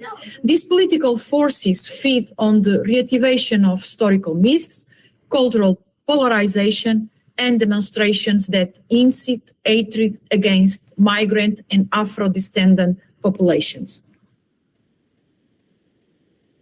The exhibition challenges the myth of Lusotropicalism, a thesis originally proposed by Gilberto Freire, a Brazilian sociologist, in the 1930s and 1940s. This myth was embraced by the dictatorship as it was useful for maintaining the Portuguese colonial system. However, the idea that the Portuguese have a special attitude for integrating with colonized peoples has not disappeared and continues to circulate. Located in the National Museum, the exhibition is reluctant to take definitive action on the issue of heritage restitution. On the other hand, although the scientific committee included people from different disciplines, it still comprises a majority of intellectuals integrated into the Portuguese national academic system. In this scenario of polarization and hostility, we must ask what the role of cultural institutions, the social sciences, and the humanities should be. Confronting this hostility is a way to advance historical justice. However, this confrontation must be intelligent. We must avoid reducing to a dichotomy between oppressors, the former colonizers, and passive victims, the formerly colonized, as it removes the historical agency of colonized peoples who resisted in multiple ways. We should ask questions such as, which objects fill our national museums? Who has the legal and moral right to tell the stories of African countries, such in a public space in Lisbon? How can we translate museographic language so that it ceases to be a colonizer's monologue and becomes a polyphony? The colonizing knowledge requires various forms of collaboration through transdisciplinary research. While anthropology may have an important role to play, it needs the contribution of other disciplines, practices, and forms of knowledge. Anthropology is well placed to do this, given its significant historical role in the colonial context, where it has produced differences and contributed to the implementation of power. We might say that in some cases, anthropology collaborated with the political administration of the colonies. For example, when some physical anthropologists were studying the supposed different human races and measuring people to analyze physical abilities of the people who would be sent to forced labor, an expression used to describe the practice of slave labor after the abolition of slavery, officially in all territories in 1869. But this changed mainly after the Second World War, when the concept of race was contested and anthropologists started to be on the forefront of the critique of colonization and its practices, often carried out based on the idea that colonization have a civilizing mission. We cannot change the past, but we can assume that we do not have any compromise with its errors and mistakes, and we can do several things, the right things or the right change, in the words of Edward Said, in the present and in the future. I'm referring to the book Representations of the Intellectual, where Said in 1994 mentioned that nothing in my view is more reprehensible than those habits of mind in the intellectual that induce avoidance, that characterize turning away from a difficult and principled position which you know to be the right one, but which you decide not to take. One of the things that we can do is to assume this history and incorporate it in the curricula of high schools and universities. Museums also have an important role in contextualizing the histories of several collections of objects and human remains. Anthropology is known as the discipline that makes the strange familiar and the familiar strange. We often reject what is unfamiliar to us because we don't know it and because we fear it might be harmful. While we don't consciously adhere to this principle, it's a significant aspect of human nature that we tend to avoid or distance ourselves from what we don't know, often as a form of self-defense. I believe It is important to educate people to value difference and recognize diversity as a source of richness rather than a threat. This awareness raising process should begin earlier in schools for children and young people, and not only in universities.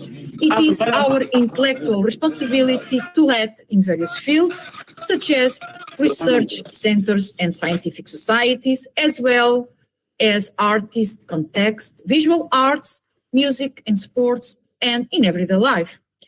And in this process, anthropology, in dialogue with other disciplines in a transdisciplinary way, can contribute to the recognition of the importance of diversity. Diversity is a richness and not a threat. A global and plural society would benefit from this recognition. This process should involve communities in a bottom-up manner. Based on some of these examples, I edited the book Decolonizing Europe with my colleague Livio Sanson. It includes examples from various countries in Europe and beyond, from Ireland, Portugal, Italy, Kurdistan, Lithuania, and also Belgium.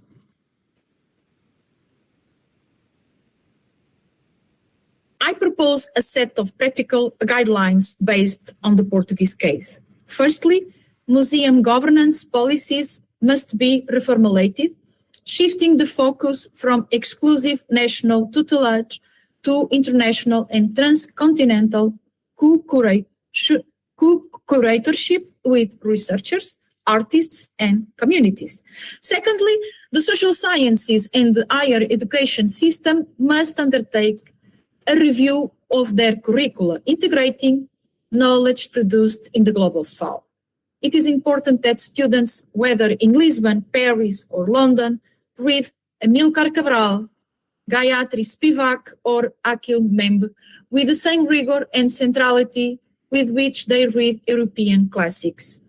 These contributions must, however, be epistemologically contextualized in such a way that they effectively promote dialogue in both sides.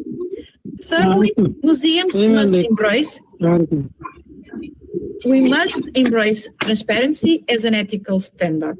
This could be publication of the detailed origin of each piece, the conditions under which it was acquired, and any acts of violence or dispossession associated with its entry into the institution. Finally, it is important to utilize the counter-hegemonic potential of literature and artistic language.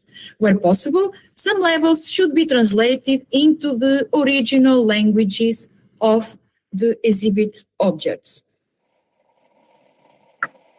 So, to conclude, the process of decolonizing thought and practices is one of the most important discussions of our century. It is not an ephemeral academic trend or a rhetoric. The exhibition that I analyzed shows that the far-right forces have already recognized the importance of this discussion. They know that controlling the past validates contemporary structures of exclusion, control of migration, and denial of full citizenship rights to minorities. The social sciences and anthropology can propose inclusive, collaborative, and reparative practices, such as sharing curatorial power, decolonizing academic curricula, and integrating a polyphony of voices from Asia, Africa, and their diaspora.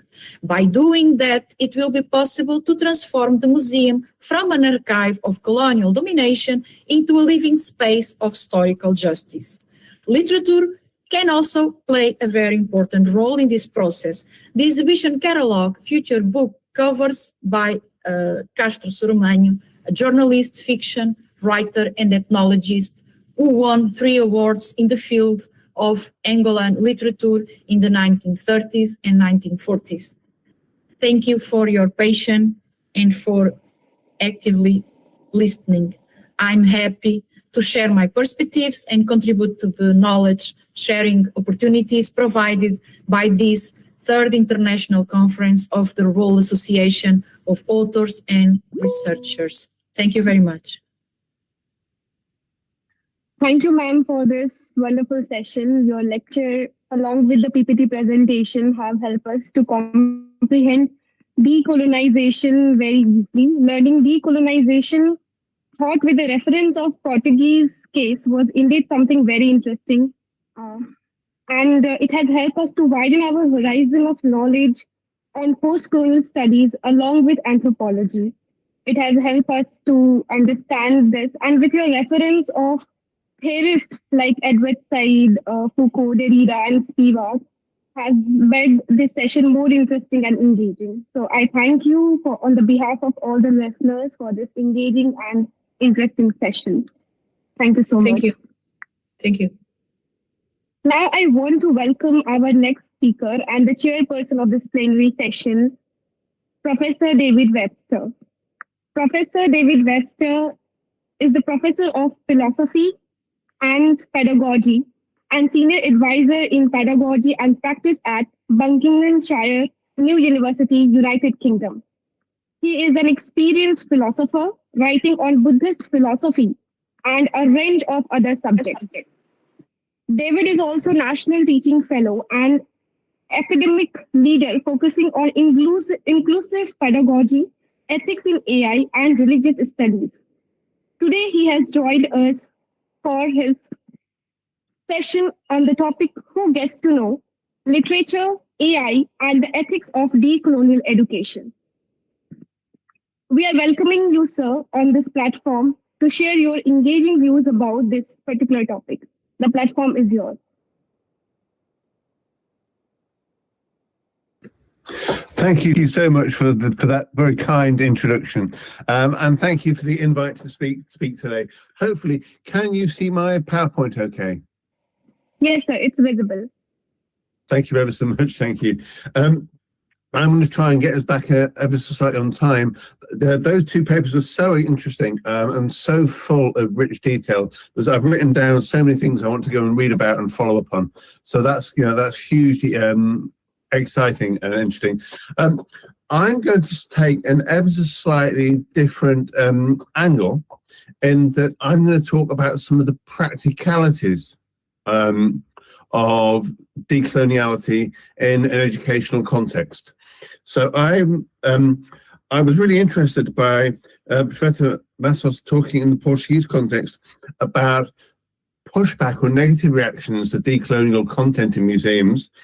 I'm in a way going to talk about some of the, it's not the opposite problem, but it's an inverse of that, which is when universities and educators say they're doing decolonial practice, say they want to have more ethics and social justice in their curriculum, but in practice, it's very much domesticated or toned down or incorporated into what already exists in existing hierarchy. So I think that's the kind of angle I want to take, and then think about how our classroom, lecture hall, seminar room practices have an impact on how we work.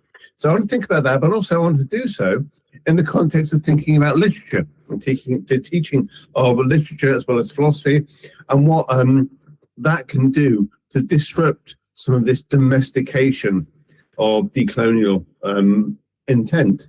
I want to think this question that you might be able to read on the slide, but I'll read out anyway, which says, when a student asks an AI system what a novel means, what a book means, whose knowledge answers them? They get an answer back that says, this is what this book means, this is what The Great Gatsby means. We talk about classic European literature earlier on, but what does it mean? But when a student asks an AI system, they come home and ask ChatGPT or Claude or one of these things, what does it mean, this book? I've read a book, what does it mean? Who's answered them?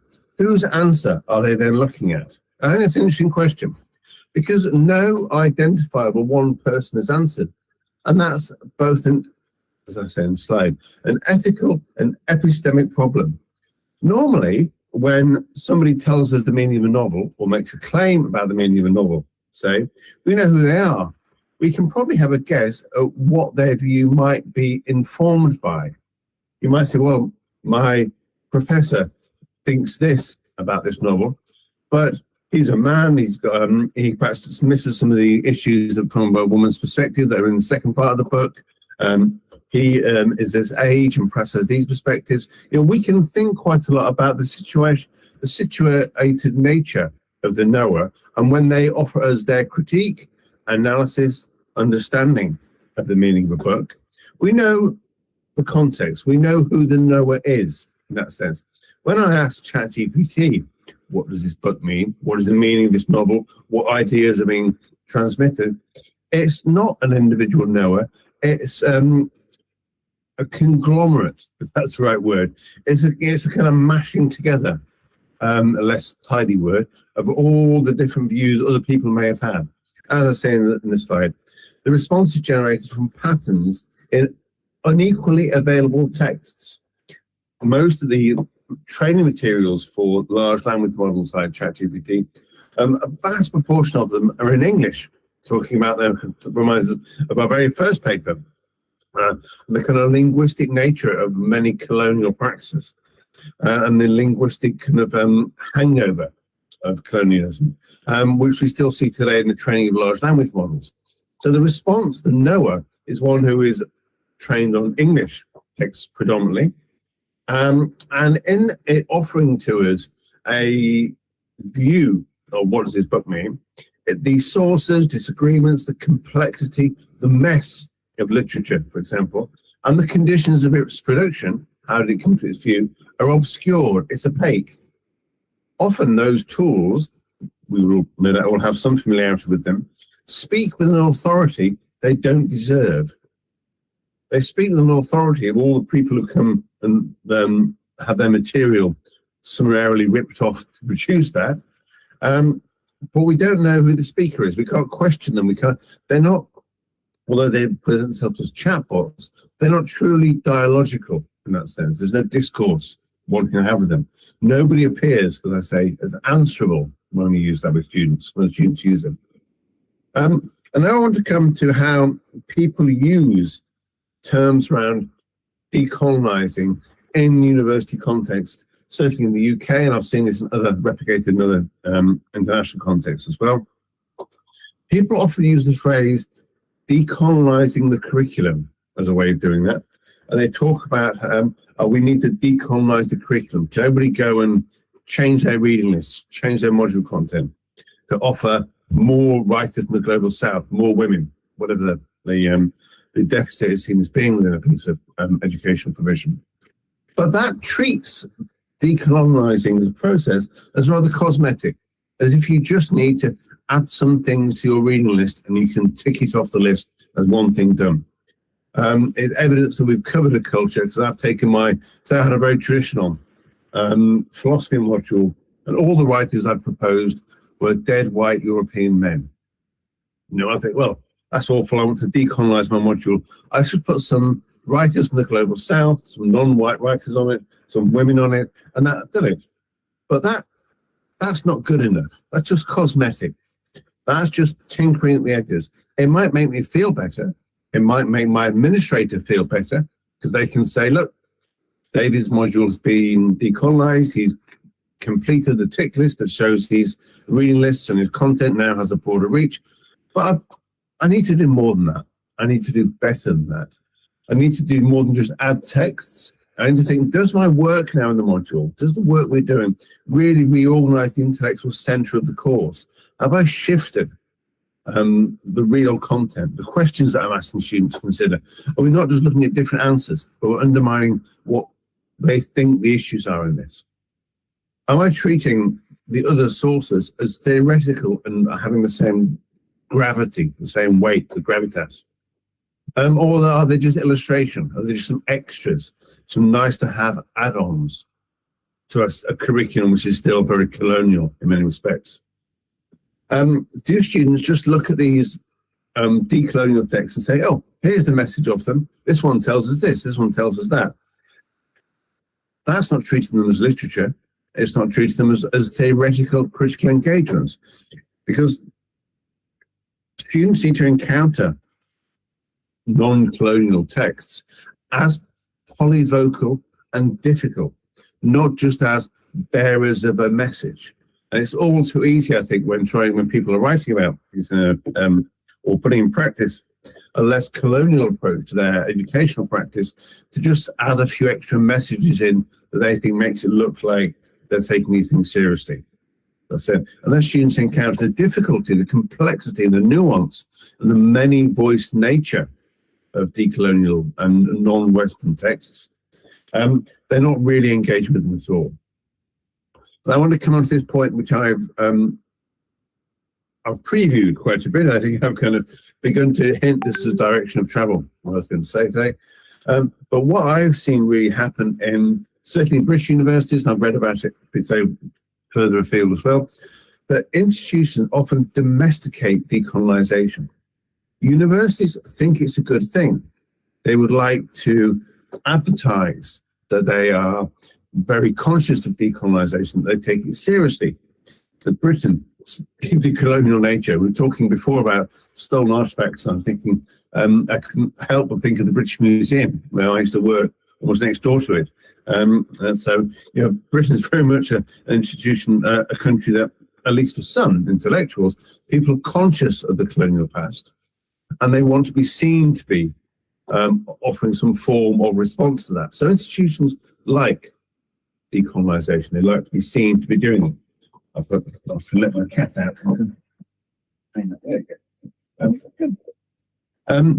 But what institutions often do is they don't want to do things that are difficult. They don't want to do things that are expensive. So they often end up, in practice, having rather thin, poor processes that, as I say, domesticate decolonisation.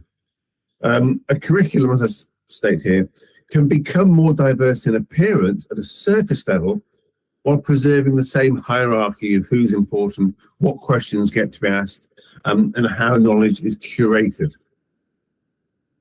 So you get things which are genuine, serious, ethical questions, intellectual questions about what matters in philosophy and discipline. And what matters, what not just what the answer should be, what questions should even be asked, what is the nature of different kind of philosophical queries. So we have all this, but these things become often through institutional decolonisation initiatives domesticated. They become an annual workflow. Have you filled in the section on your annual report that asks you about decolonisation? I note here 3 possible ways in which this can be undertaken.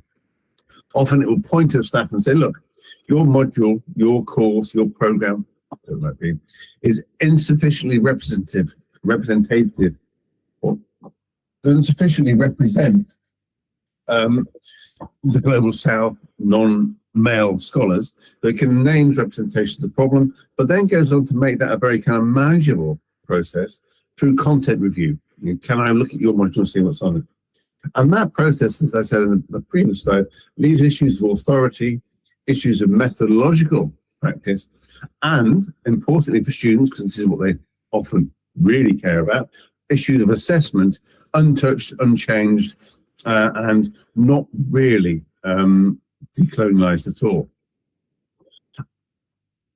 But with some thought to the topic today and the nature of the organisation, that's the World Organisation of Authors and Researchers, brought us here today, and the topic for the conference. The topic for the conference has a real strong focus on literature, on writing as a possible way into thinking about how we do this kind of practice that's more genuinely disturbing to these kind of hierarchies.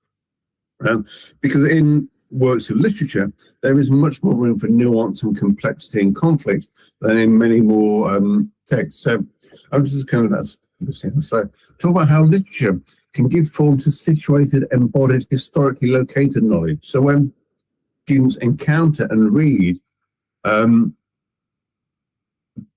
books, I see if one person's having a view with the problem with the sound, I'll keep talking on the presumption that the sound's okay. Okay. Sounds still okay, Matthew? Okay. I'll keep talking, though it's on the slide as well. Is that reading within novels can give us complicated, difficult characters who we can do something with, which is more than taking them as representations of their culture. Thank you, Cheikh. So we can take characters as disagreeing with each other, as not, say, mere ciphers for the culture they come to represent. And it resists the this fantasy that every meaning is transparent, universal, and easily paraphrased, because good literature is not like that. It's intrinsically difficult. It demands attention to voice, form, science, ambiguity, and it prevents the idea that cultures other than our own are univocal. Now, we know they're not in practice, and yet in practice, often when people are trying to add things to their curriculum, I'll add a perspective from this culture's point of view, as if a culture has just one point of view, which can be bolted on in that way. And literature is particularly well placed to disturb or undermine that kind of rather lazy approach to thinking about decolonisation. Move on to that. Thinking again, when we return back to our thinking about AI a couple of slides ago, that will give us, as I say, we want to know what's the view of this knowledge.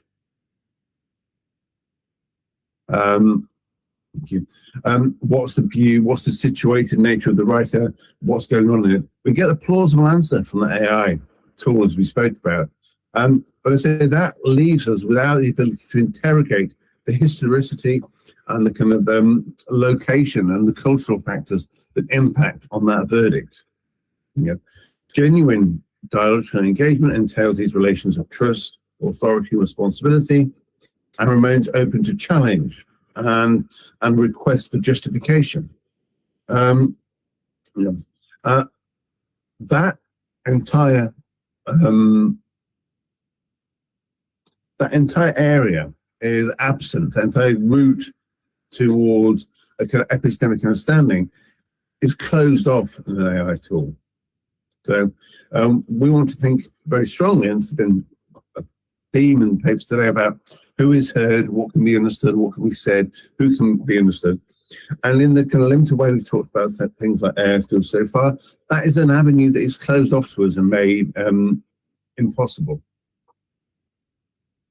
Now, I don't want us to take the view that thinking about artificial intelligence tools and large language models is the only problem. That I arrived in a university that was otherwise brilliant. The universities were all already doing great work on decolonizing the curriculum, restoring epistemic justice, and the AI has come along and disrupted that. I don't want us to think that, because it's not true. Universities were already deeply problematic, hierarchical, power-led, often colonial in form, and if not just in content as well, institutions, before we have the advent of the last few years of more usable, free-to-use AI models. We already had in curriculums within universities methods of assessment, processes, like they rewarded performance over thinking. They rewarded fluent outputs that didn't really have strong reading, strong judgment in them. So we already had kind of issues and problems within the university, and access is a problem. So I don't want to kind of make us think with the universities with some kind of ethical epistemic paradise prior to their invasion by AI, in that sense. That doesn't reflect the knowledge of those of us who remember universities prior to that, I think. There's pretty much all of us. And in fact, if you take a certain perspective on these concerns, you'll say that actually the worries and the anxieties that AI brings along with it is genuine. It's not just about cheating, but it's also about worries about academic integrity. It also really brings out in really sharp contrast questions of authority, about where knowledge is taken from, who has it, and issues of power. So that these questions are ones that we should be thinking about anyway. They just might end up being kind of framed somewhat differently in this context. The way it becomes different in that context that I wanted to phrase here was around the idea of a kind of a compression of knowledge. So when you ask ChatGPT, you ask Claude, you ask Gemini, to help you with something, there is this epistemic compression where many voices become the answer, rather than having to trawl through lots of voices, taking a pile of books you take home from the library, or an equivalent, pile of PDFs you download, but a variety of them. And for each one, you know something about the context of the person who's written it. Who's written this? Okay, that's a scholar from the 19th century. This is a scholar who worked in this country and they studied here. This is all compressed into one answer, but those many voices have somehow been wrangled or compressed into. So, and the style, in a sense, is a stylistic compression or a curation or an attempt to make all of those many styled, many kind of meaning-based voices all speak the same way. Many of us will begin to recognize AI type writing. If you ever go on LinkedIn, to connect with what's on there, you find it seems to me about 2/3 of the post appear to be written with AI, at least. I'm perhaps missing some of the others. So it kind of flattens the style out as well and introduces certain stylistic, rhetorical tricks that are actually really repetitious and ultimately quite tedious, rather than being something that makes us think and conveys meaning.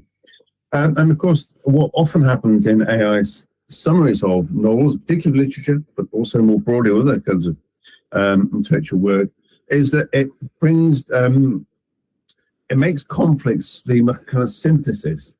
It tamps it down to, there are two sides to this, and if you want 3 points in favor of A and 3 points in favor of B, it'll give you that, but it doesn't really, it doesn't capture the phenomenological texture of conflict in a book or in a set of ideas. It wants to flatten it as it does with tone, the same kind of civilized conversation or possible interpretations. And in that, there is something fundamentally lost that falls away from that. I'm just conscious on time, so 5 minutes or so. And I didn't think I'd find myself sitting as a non-Catholic quoting the Pope today, but he wrote, of course, Magnificat Humanitas, which some of you will have seen earlier this year, despite some conflicts of interest with Anthropic. He made a statement on AI, which I just want to quote one line from. It's very long, as these encyclicals are, these papal encyclicals, but there's one line I want to quote, which is that technology is never neutral, because it, which we hopefully we're very conscious of, but the latter half of the sentence is interesting. It's because it takes on the characteristics of those who devise, finance, regulate, and use it. And I think we kind of know this, but in working with our students, it's something we can't remind them of often enough. That these tools are there to make a profit. They're there to make certain companies successful, and they've been done using a very particular, very biased, very prejudicial, ethically questionable set of processes. You know, if you were being controversial, you might say these tools are kind of forms of predatory capitalism that seek to kind of take knowledge from the commons and then sell it back to people in exchange for premium model versions that allow better answers for better off people, for more wealthy people. So in a kind of sense, it isn't a question of whether we think artificial intelligence is helpful to our conversations about decoloniality education. It's whether we think the artificial intelligence that we've currently got in the world, that's currently available to us as a result of the investment from very specific people for very specific types of artificial intelligence, whether that's helpful. And that seems quite a different question. It's not about whether we are in favor or not in favor of technology, but what kind of technology we have and what will the consequences of that be.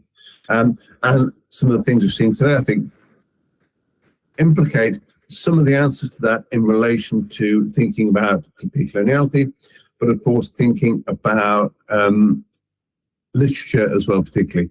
Now, I want to make sure we have plenty of time for a discussion, because there's loads of other things that I think people don't want to ask about the previous two papers. There's one phrase I want to briefly mention, and then I'm going to skip to the last slide in a couple of minutes.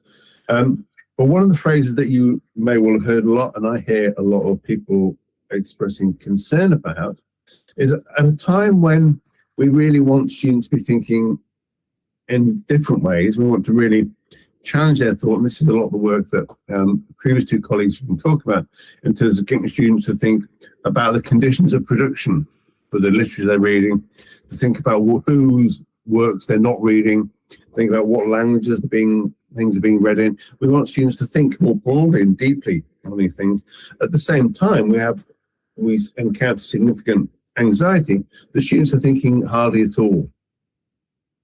And this phrase sort of tries to capture that, which is that of cognitive offloading, where students might outsource more than just grammar checking, but outsource summary, interpretation, comparison, and yet still hand in things that are polished. They wanted to bypass the very processes of attention, judgment, and revision that colleagues at this event in relation to things want them to do more of. So we've got to think, well, of course, they've been attempts there before, but how we work with students to ensure that it still cultivates these fundamental habits of thought and processes that we think are important. Now, 2 or 3 more things I would say about that in practice.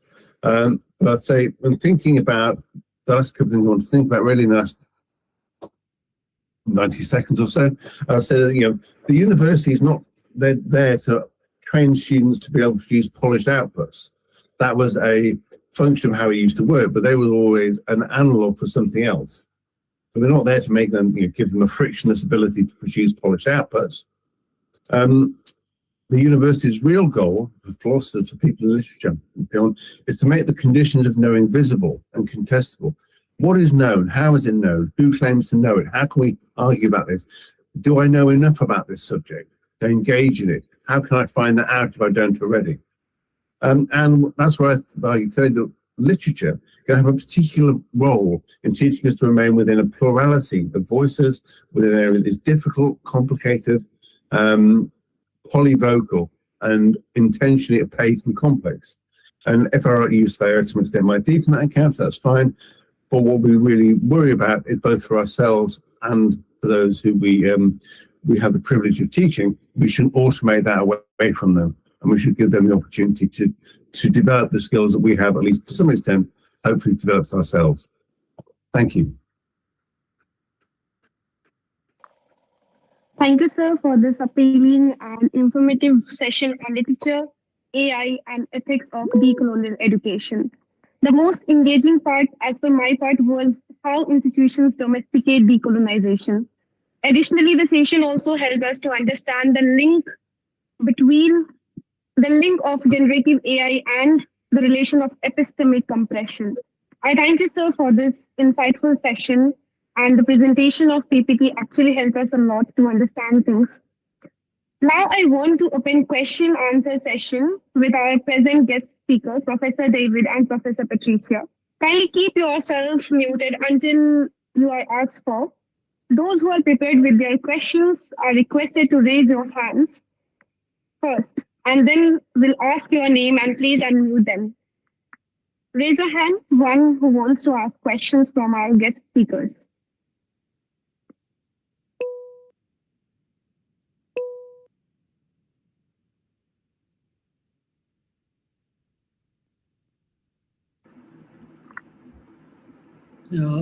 Mansi, Mr. Senthil Kumaran.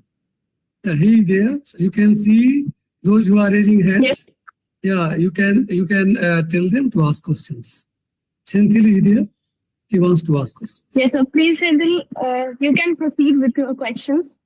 Unmute yourself.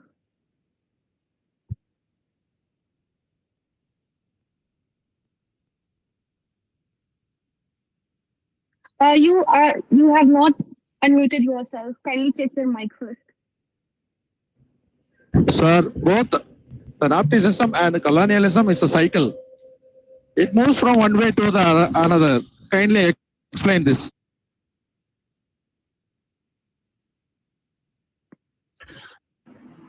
I'm not sure if that was just a question just for me or whether for the other members of the panel as well, but certainly the section I heard, the sound wasn't great then, was about the kind of societal nature, I think, of kind of colonialism. I think in different societies are constructed, of course, very differently.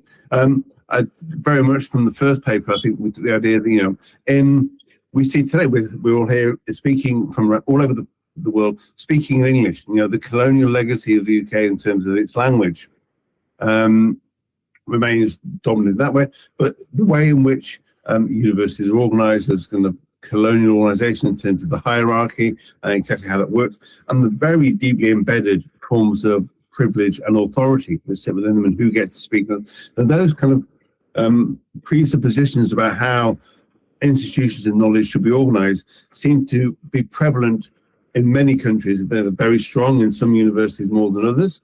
If you go down the road from me, 40 miles to somewhere like Oxford, you'll find that there is so conventional and so hierarchical and so exclusive of those that don't fit through its doors in a certain way, that the influences of kind of those kind of hierarchies of power are visible in so many different ways and in so many different institutions. I leave it to other people from the panel to add their responses on that same topic.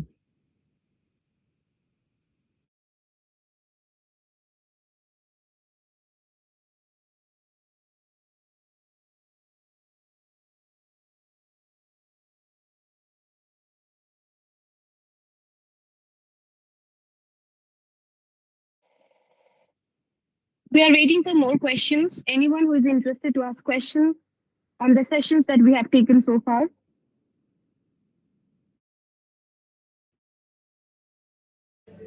Can you raise your hand first? Hello, may I take the floor? Yes, sir. Sure. Thank you very much. My name is Cheikh from Senegal, the University of Saint Louis. I really appreciate the panel. It's very rich and very interesting, very engaging, both all the three speakers. So my concern is really about the debate over whether Africa should adopt an African language as a Pan-African lingua franca, or often framed too narrowly as a choice between linguistic decolonization and the continued dependence on European languages. So in my view, this binary overlooks more difficult questions. Which African language, which variety, which writing system, because the writing system hasn't been addressed in the debates here. Who determines its standard form and whose knowledge does that standard privilege? At which scale? From the national scale first, as promoted by Frantz Fanon, sub-regional, regional, and then finally continental, where to start? So my question is to the panelists, especially to my colleague and friend, Dr. Cheikh Nguirane, and the other panelists who can intervene if they like. Can a Pan-African language project be genuinely decolonial before African states develop multilingual institutions that reconcile competing languages and scripts? The word scripts is very important because we had Arabic script inherited from Islam. We had the Latin-based script most recently, and we have African created script like the Nko, which tries to write to help write Manding languages in Mali, Guinea, Ivory Coast, etc. So, how to reconcile these competing languages and scripts, and also recover non-European archives, transform curricula, and protect smaller linguistic communities. So this is the question I have, because also I don't agree 100% on the statement by Ngugi when he said 90% of African language, African body of scholarship is written in European languages. I think this overshadows a great swath of African knowledge base written in African languages using Ajami or Arabic script. So this is the question I can reformulate it. Can a Pan-African language project be genuinely decolonial before African states develop multilingual institutions that reconcile competing languages and script, recover non-Europhone archives, such as the body of knowledge in Timbuktu, in Pirsa Nyohor and others, written in Tuba, Koki, written through the Arabic script, transform curricula, because that also is part of the process, not just the language itself, but the content of the language, as advocated by Edward Blyden and others, and protect also smaller linguistic communities, because they also have their rights in the public space. So once again, thank you. I really appreciate your input. May I take the floor? Yes, sir, please. Okay. Thank you so much, my dear colleague and friend, Dr. Cheikh Tidiane Lo. So you raised a lot of questions that are central to the debate in language, in Pan-Africanism.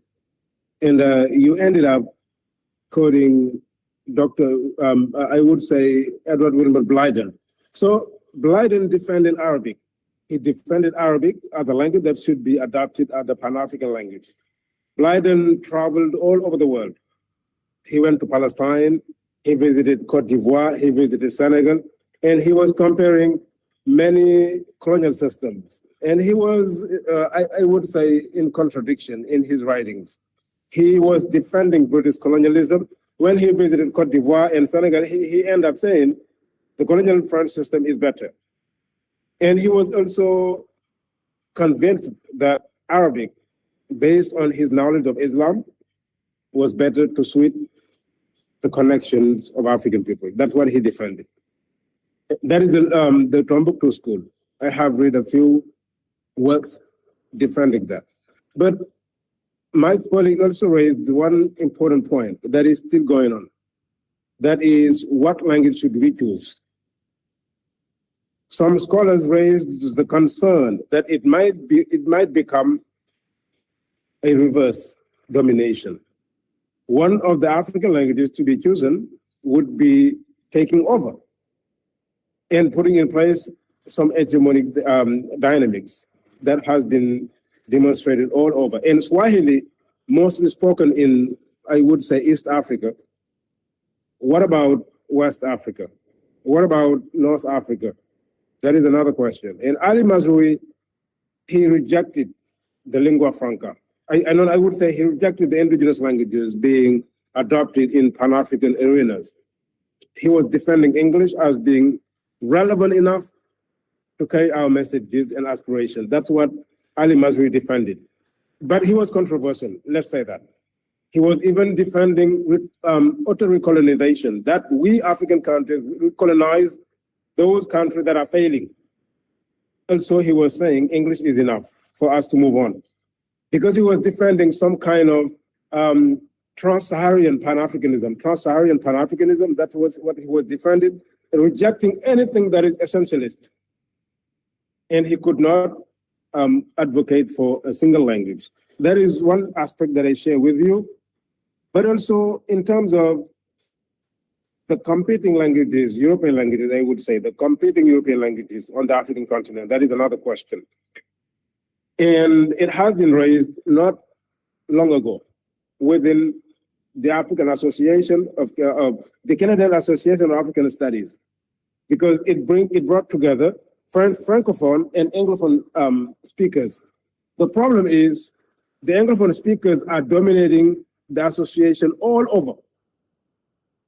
They are not taking into account all the contribution from Francophone contributors. And now they started to restructure the association to include all of that. And there's a linguistic fight within the association, the same in the association that is based in the US. And what I can say is, in terms of education, adopting one single language is quite challenging. John Mara, that I mentioned in my talk, the book is entitled Pan-African Education, a Must for the African Union. He is not rejecting European languages. he is saying we should teach in English, in French, in Portuguese, in Spanish to have a meeting ground. Because he says there is knowledge stored in Spanish we don't know as Francophone. There is knowledge stored in English that we don't know as Francophone, but also there's knowledge in English that we don't know as other speakers. And for any unity to happen, we have to have that meeting ground first, using our colonial languages, appropriating the message, but also making sure that what they name is relevant to our realities. That is quite challenging. I agree with the position of using those colonial languages to name our realities. But Ngugi, I can understand that a lot of people do not agree with him when he says 90% of the messages are stored in European languages and that we have to do something else. Ngugi went further to say that only in African studies you can see someone who doesn't speak a single African language teaching and researching about Africa. Ngugi said that. Ngugi says, would you consider me teaching in a British university or French university without speaking one single language of that country? It is absolutely not possible, but it is possible in the other side. So Ngugi, the way I approach Ngugi is mostly based on his consciousness of how language can be dominant, how language can be embedded in some forms of imaginaries, but also subjectivities. That's how I approach Ngugi wa Thiong'o. But also, when I talk about Ngugi, I kind of rehabilitate Ngugi in the Pan-African tradition. He's most of the time not really named. Many people do not name Ngugi as a Pan-African. He is a Pan-Africanist. And they kind of rehabilitate that contribution from Ngugi, not just based on his novels, but also his latest publications. So to finish, I would say that the archives is still problematic in Pan-Africanism. One researcher we already know is Usman Khan. Usman Khan raised the issue for a very long time, studying Timbuktu. He was even like dividing researchers based on how the language they speak. He says we have in our African societies non-Europhone, those who have studied Arabic or other intellectual traditions that are not considered as intellectuals because the language issue is still going on. And I hope that we would be adapting those languages to our own realities. That is, to me, practical. But having one single African language would be quite difficult unless we have some political background. There is no way we can achieve that. Good, Dr. Nguirane, there are, excuse me, Dr. Nguirane, 1 minute, sorry. Yeah. Excuse me. Excuse me. Yeah. So maximum now we do not have more time. So maximum 2 questions. Thank you. Excuse me. Excuse me. Am I audible? Yes, sir. Say, may I ask a question? Yes, please. So the maximum 2 questions can be taken. One by Dr. Ibrahim Saad and another by Dr. Mohammadou Sadio. So only 2 questions, please. Because we have to close the session at 5, within 15 minutes, because there is another session, valedictory. So we have only 15 minutes. So please make your questions very short. And we expect the speakers to make the answers short. Yes, please. Dr. Ibrahim. Maybe. Thank you very much. I will go straight to my questions that Yes, I addressed to Dr. Nguirane. If a major African language were to be internationalized and promoted as a continent-wide lingua franca, would this not risk reproducing the same sense of alienation and foreignness that many Africans have historically experienced through the dominance of colonial language? Then last, how can Africa realistically free itself from linguistic reality that has become deeply embedded in the construction of its identity its knowledge system, and its perception of the world. Yeah. Thank you very much. To be short, thank you so much, Dr. Sa, for this question, and that really pushes me to look further to this challenging issue that is language in Pan-Africanism. The basis of my talk was really to consider how language has been excluded from the Pan-African scholarship. And it is quite clear that having a single African language is quite challenging. That is true. But also, when we choose one single African language, I see a comment from my former, I would say, IGB fellow, Nrao Fai, who says pragmatism would be the best way. Yeah, it can be. As a linguist, you can see that.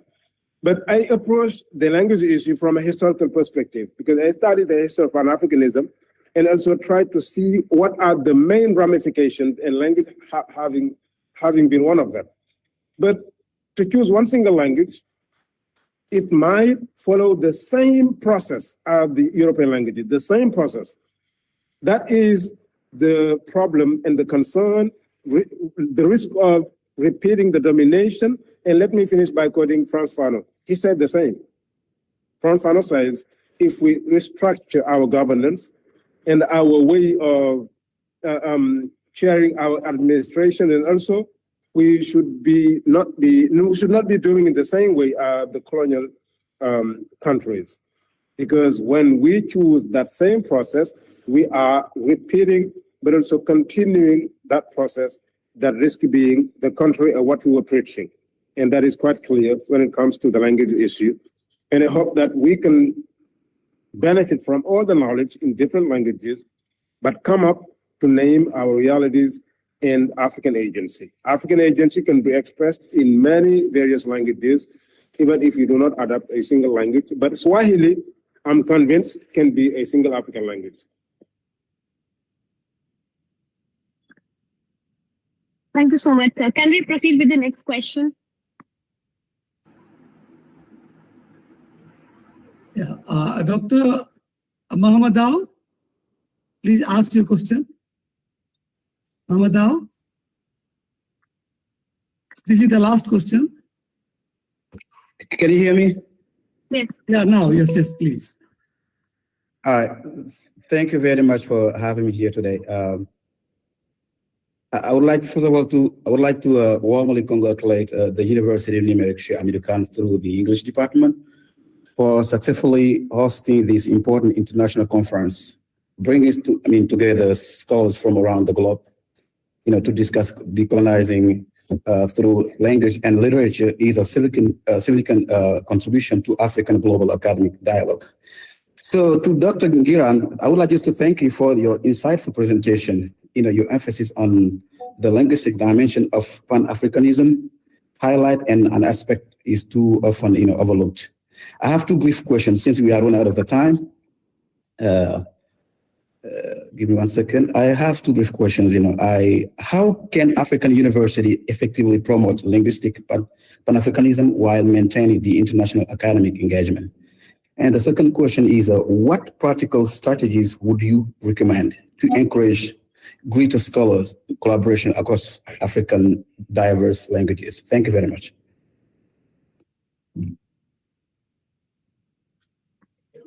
Sir, you are not audible to us. Please unmute yourself first.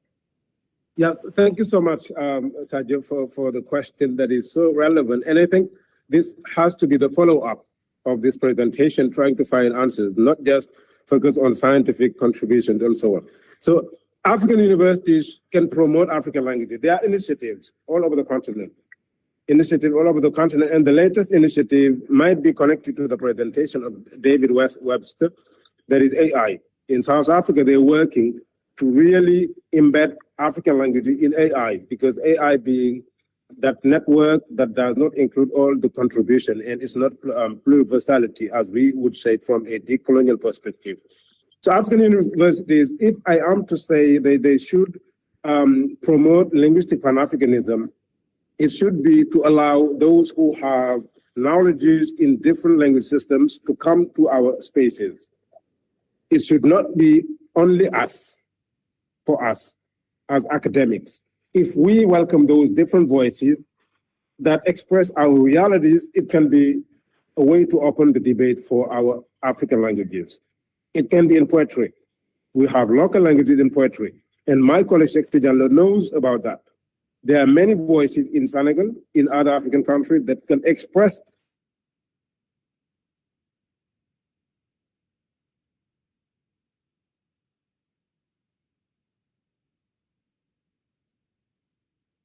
this is, wow. I think I lost the connection, sorry for that. Do you hear me? Yes, sir, you are audible. Do you hear me?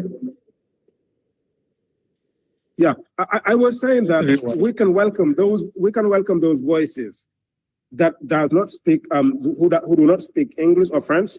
They are poets, they are griots, they can tell stories within our academic spaces. That is one initiative that can be developed further and further. But at the same time, we have programs of learning our own languages. We have those programs at Cheikh University. I myself have studied Wolof. It's not enough, maybe, but if we continue to follow the steps of South Africa, that is doing great in promoting indigenous languages, even in the era of AI, it can be a promotion. But also within the African Union, there is a promotion of African languages within the African Union, but also we have to continue the tradition of the Asmara Declaration.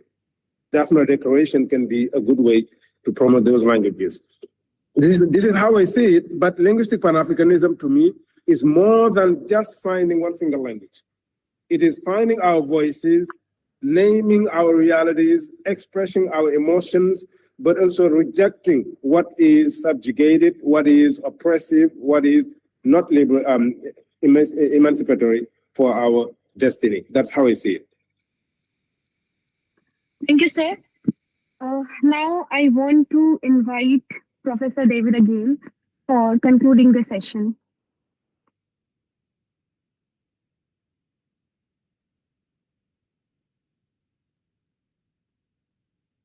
Thank you. I think you were asking me to do some concluding the session there. I lost you for a moment as well to technology. I'm just very quickly would like to thank my fellow guests for such fantastic papers and for really interesting questions. And of course, to the organisers, to Video and to yourself for such an amazing event and the opportunity to connect with so rich and diverse a range of speakers from so many different locations. I think this session has thrown up more questions than answers. And that is exactly how it should be.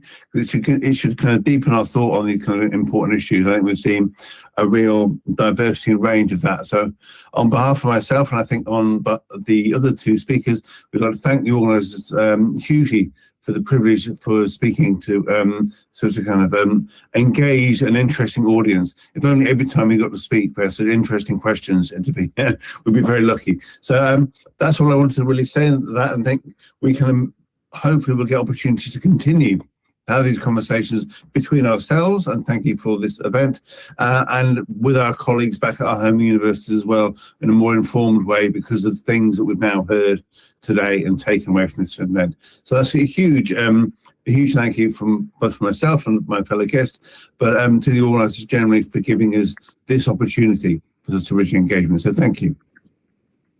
Thank you, sir.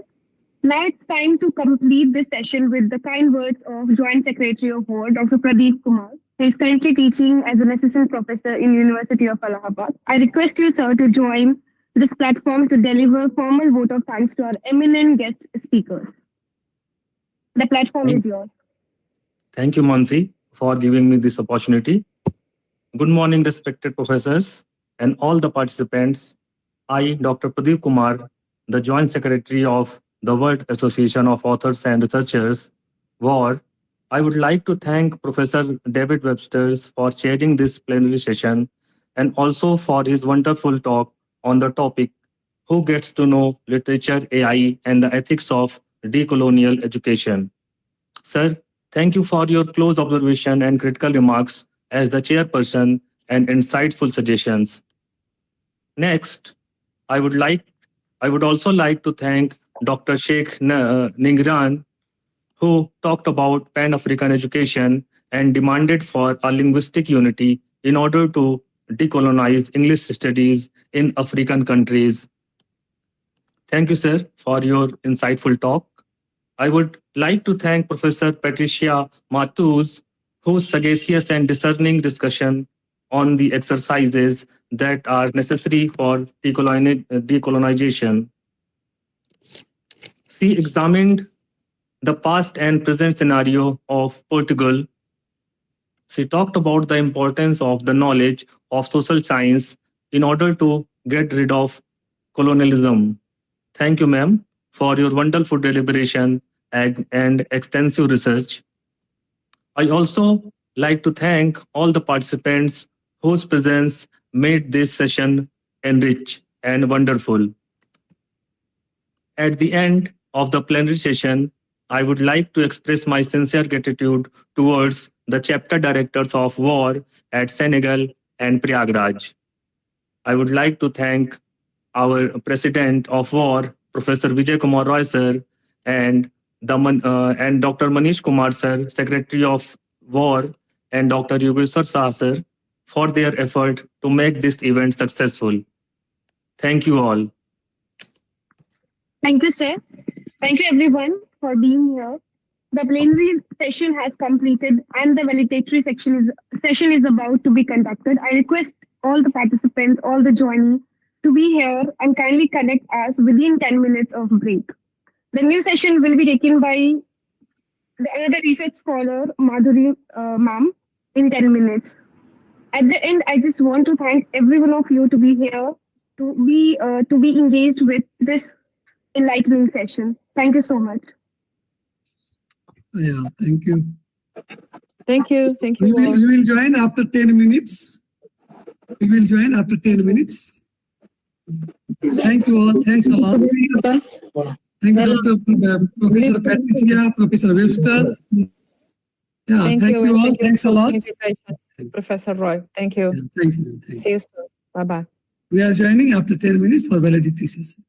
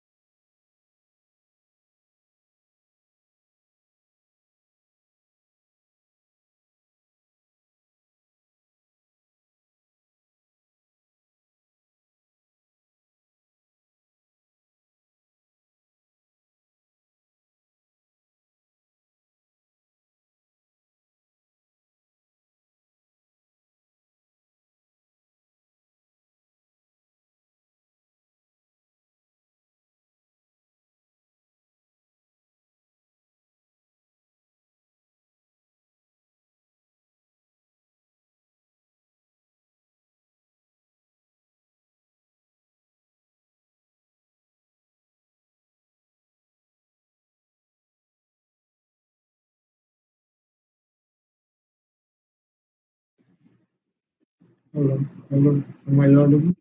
Hello, hello, hello, hello, am I audible? Yes, sir, you're perfectly audible. Okay, okay, okay.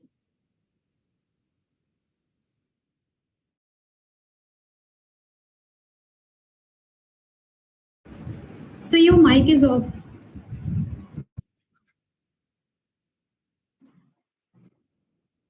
Yes, am I audible now, Madhuri? Yes, sir, you are audible. I think Vijay sir is saying something, but he is muted. Okay, okay.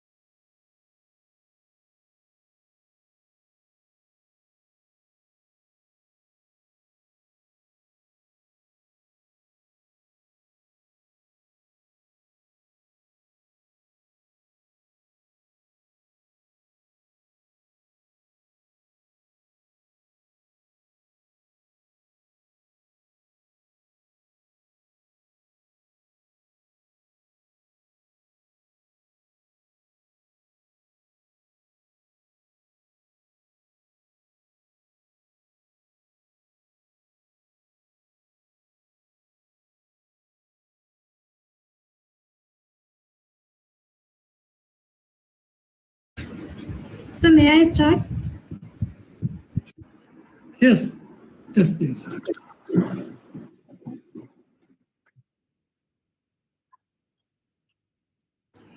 You are muted, Madhuri. Unmute yourself. Am I audible to you, sir? Yeah, you are. Please continue. Okay, sir. Good evening, everyone.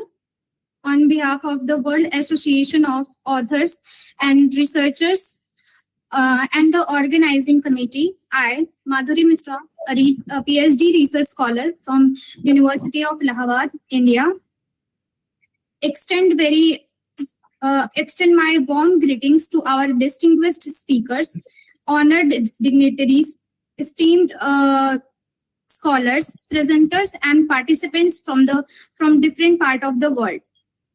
It is my privilege and honor to welcome you all to the valedictory session of the 3rd International Conference on Decolonizing Through Language and Literature. Over the past 2 days, this conference has provided a vibrant platform for meaningful academic discussion, intellectual exchange, and cross-cultural dialogues.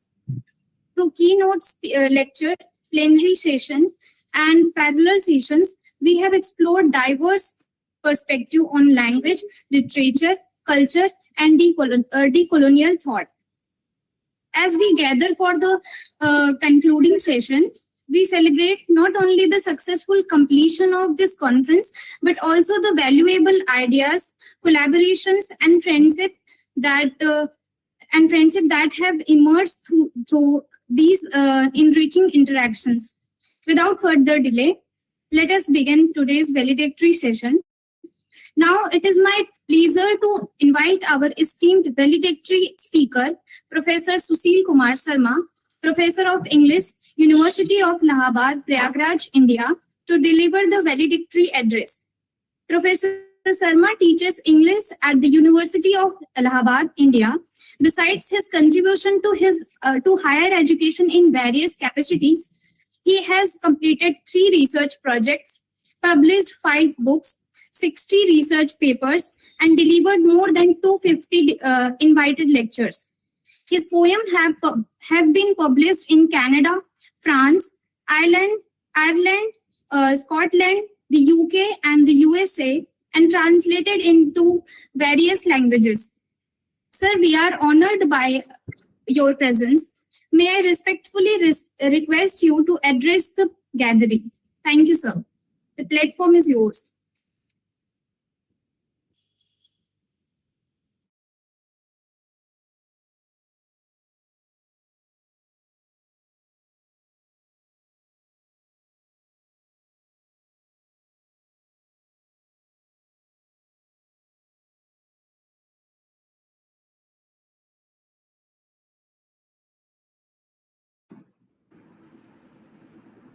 Thank you, Madhuri.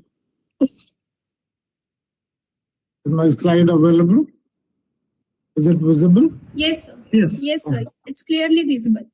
Yes, sir. And am I audible? Yes, sir. Okay, good. Thank you. So, Dr. Alassane Abdullah Dia, convener, director, Senegal chapter of the World Association of Authors and Researchers, WAAR, and assistant professor and chair, Department of English, University Numerique, Sheikh Hamidou Khane, Dakar, Senegal. Professor Vijay Kumar Roy, president of WAAR and professor of English, University of Allahabad, India. Dr. Manish Kumar, secretary of WAAR and assistant professor, Department of English, SKR College, Barbiga, Sheikhpura, India. Dr. Aladaji Mamadou Sane, Director of the School of Humanities, Social Science and Education, Senegal. Professor Usman Sol, Vice President of Research, Innovation and Partnership, Senegal. Fellow speakers, fellow seminarians, dear scholars and students, organizers, members of different teams. Thank you very much for giving me an opportunity to participate in this international conference on decolonization through language and literature. Friends, The three terms, decolonization, post-coloniality, and decoloniality, are often used interchangeably, but they represent distinct theoretical frameworks, historical movements, and political projects. Decolonization refers to the historical end of formal colonial rule, post-coloniality to the continuing conditions and representation shaped by that rule, and decoloniality to the effort to dismantle the deeper epistemic and structural legacies of coloniality. Let me first deliberate on them one by one as a prelude to my thesis. So, understanding decolonization. In political history, the term decolonization refers in its most literal historical sense to the transfer of sovereignty from colonial powers to colonized territories across Asia, Africa, the Caribbean, and the Pacific, and the dismantling of direct imperial rule. The period of this process is largely during the mid-20th century, roughly from 1940s to 1970s. In this phase, decolonization was primarily a political and military process in which self-determination was the central demand of anti-colonial struggle. It resulted in the withdrawal of colonial authorities, local elites assuming governance, and emergence of new nation states like India in 1947 and Algeria in 1962. In contemporary critical theory, however, decolonization has expanded beyond formal independence to include the undoing of coloniality in institutions, knowledge systems, language, and culture. As a result, decolonization is now used both as a historical concept as well as an ongoing critical practice. One key feature of decolonization is the transfer of power from colonial administrations to local political elites. A second feature is a nation-state formation through which formerly colonized peoples were reorganized into sovereign states and given juridical recognition in the international order. A third feature is the continuity of structural dependence, since economic, cultural, and military domination often survived from formal independence. Yet this historical achievement was frequently incomplete. Although formal independence was obtained, many post-colonial states remained economically dependent on former colonial powers through resource extraction, trade asymmetries, and financial control, giving rise to what is often called neo-colonialism. Moreover, the drawing of arbitrary colonial borders frequently ignored ethnic, linguistic, and historical realities, producing internal conflicts that continued after independence. Thus, political decolonization did not necessarily eliminate colonial structures, but often transformed them into new forms of dependence and inequality. The colonizers' presence always features in this period because of the continued use of the colonizers' language in knowledge production and knowledge validation. The presumed universality of European knowledge and the authority of colonial languages, curricula, and archival systems continue to haunt these societies. The societies keep on struggling to extricate themselves from the web of epistemic injustice. In this sense, decolonization is better understood as a process of incomplete rupture rather than as a simple historical ending. Among the earliest and most influential theorists of decolonization, Fanon remains central. In his book, The Wretched of the Earth, Fanon describes colonialism as a system of violence that produces psychic injury, racial alienation, and political dependence, and he presents decolonization as a radical rupture rather than a gradual reform. Fanon argues in this book that decolonization is incomplete unless it extends beyond political sovereignty to the transformation of consciousness, social relations, and economic structures. He warns that if liberation remains only formal, it may produce a new bourgeois that replaces the colonizer without dismantling colonial social relations. Fanon therefore insists that decolonization must be both psychological and material if it is to achieve a genuine emancipation.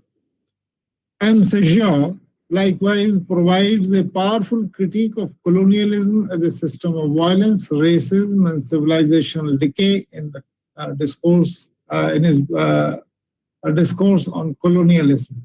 He condemns colonialism as a civilizational and moral catastrophe, linking empire to racism, capitalist exploitation, and European self-destruction. Albert Memmi, in his The Colonizer and the Colonized, offers a detailed account of the reciprocal psychological and social distortions produced by colonial dependency, showing how colonial rule shapes both the colonizer and the colonized. In the Return to the Source and related speeches, Amilcar Cabral argues that political independence must be joined to cultural re-Africanization and economic transformation, since a liberation movement that fails to transform social life may reproduce dependency under a nationalist form. Cabral thus compliments Fanon by insisting that decolonization requires both revolutionary politics and cultural recovery, not merely the transfer of state power. Later, decolonial scholarship has broadened this field further.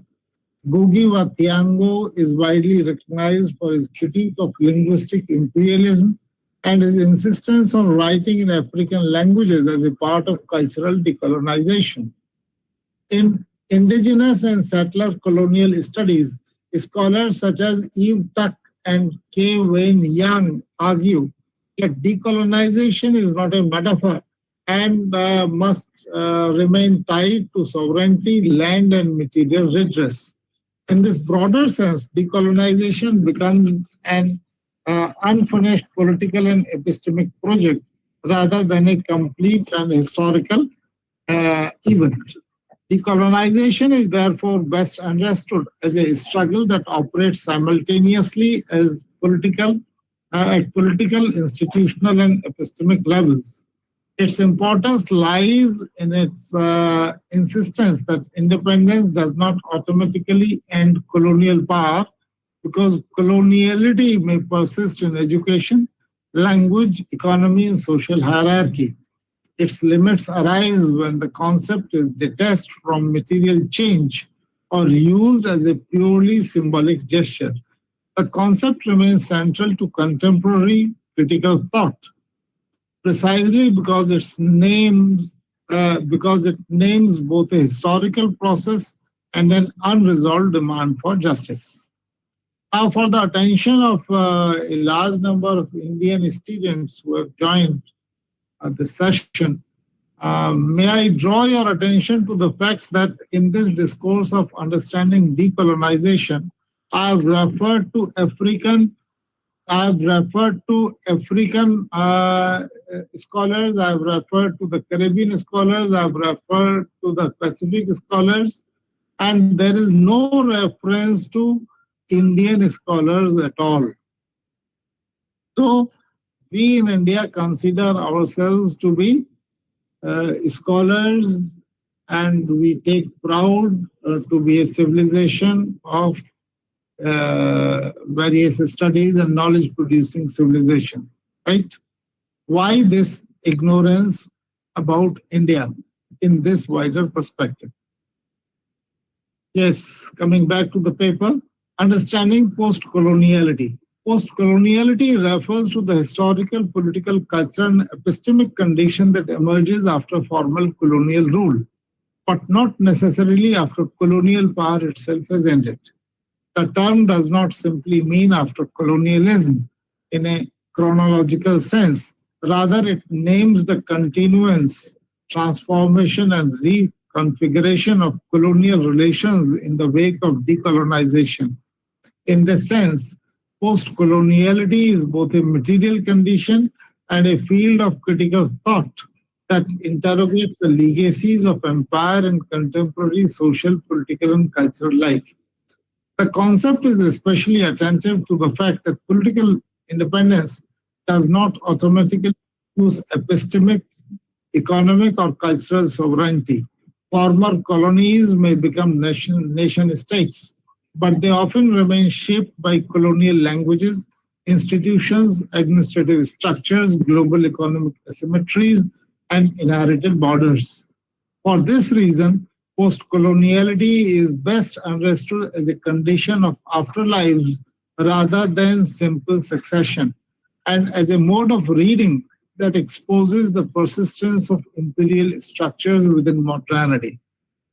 A central feature of post-coloniality is its concern with the legacy of colonial domination and the ways in which colonial histories continue to shape the present. This includes the persistence of racial hierarchy, uneven development, cultural alienation, linguistic domination, and political dependency. Another key feature is hybridity, or the recognition that colonial and post-colonial identities are often formed through mixtures, crossings, translations, and negotiations rather than pure or stable origins. Post-coloniality therefore resists essentialist models of national or cultural identity. A second feature is the critical attention to representation. Post-colonial thinkers ask how colonized people were represented in colonial discourse and how those representations shape knowledge, policy, and culture. A third feature is the interrogation of power and subject formation, particularly the ways in which colonialism produces subjects who internalize domination even while resisting it. A fourth feature is anti-colonial vigilance, meaning the ethical political refusal to accept domination in any renewed form. A further feature is that post-coloniality operates at the intersection of history, literature, culture, and theory. It's not restricted to political science or history, but has become especially influential in literary studies because colonial and post-colonial power is often encoded through language, narrative, metaphor, and representation. As a result, post-coloniality is both a historical condition and an interpretive framework for reading texts, institutions, and cultural formations. Among the foundational thinkers of post-coloniality, Franz Fanon is central. His works, especially Black Skin and White Mass and The Wretched of the Earth, analyze how colonial domination shapes the psyche, the body, and political life. Fanon's importance lies in showing that colonialism is not only external rule, but also internalized violence, and this liberation requires a profound transformation of subjectivity. His influence extends across post-colonial, anti-racist, and decolonial thought. Edward Said is another major figure. In Orientalism, Said argues that Western knowledge produced the Orient as an object of domination, thereby revealing the intimate relation between representation and imperial power. His work is foundational because it shifts post-coloniality toward a critique of epistemology and the politics of representation. Said's model became one of the chief entry points for post-colonial literary and cultural studies. Gayatri Chakravarti Spivak contributes an influential feminist and deconstructive dimension to post-coloniality. Her essay, Can the Subaltern Speak?, raises questions about representation, epistemic violence, and the difficulty of speaking for those excluded from dominant structures of knowledge. Spivak's work is crucial because it complicates any simplistic understanding of liberation by asking how voice, agency, and intellectual authority are produced within unequal systems. Homi K. Bhabha is best known for concepts such as hybridity, mimicry, and ambivalence. His work emphasizes the instability of colonial authority and the hybrid nature of colonial identity formation. Bhabha's significance lies in showing that colonial power is never fully coherent and that cultural negotiation can subvert imperial binary. Other major figures often associated with post-coloniality include M. Sejia, Albert Memmi, Gugi Watiango, Stuart Hall, Deepesh Chakravarti, and Partha Chatterjee. Together, these thinkers helped shape post-coloniality into a broad interdisciplinary field concerned with power, memory, culture, and historical inequality. Critics argue that post-colonial theory sometimes privileges language and signification over political economy, thereby limiting its explanatory reach. And in the last session, this language issue in Africa was the core issue that was being discussed. That was being discussed here in the conference. So post-coloniality can become too closely tied to elite academic discourse, especially in English language, humanities departments, and thereby remain a distant from popular or subaltern struggles. In this sense, post-coloniality may risk reproducing the academic exclusions it seeks to critique. Some scholars also argue that post-colonial theory has at times been too focused on the former British Empire and insufficiently attentive to other forms of domination, including settler colonialism and internal colonialisms. Post-coloniality can become canon-bound, repeatedly returning to a familiar set of major thinkers while neglecting regional, vernacular, indigenous, Dalit, feminist, or ecological perspectives. This makes the field vulnerable to self-canonization and to a limited theoretical horizon.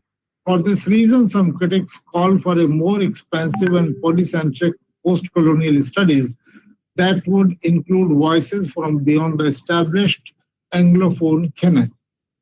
Post-coloniality is best understood as the condition and critique of life after formal colonial rule, a condition in which colonial power persists through language, institutions, borders, and global inequality.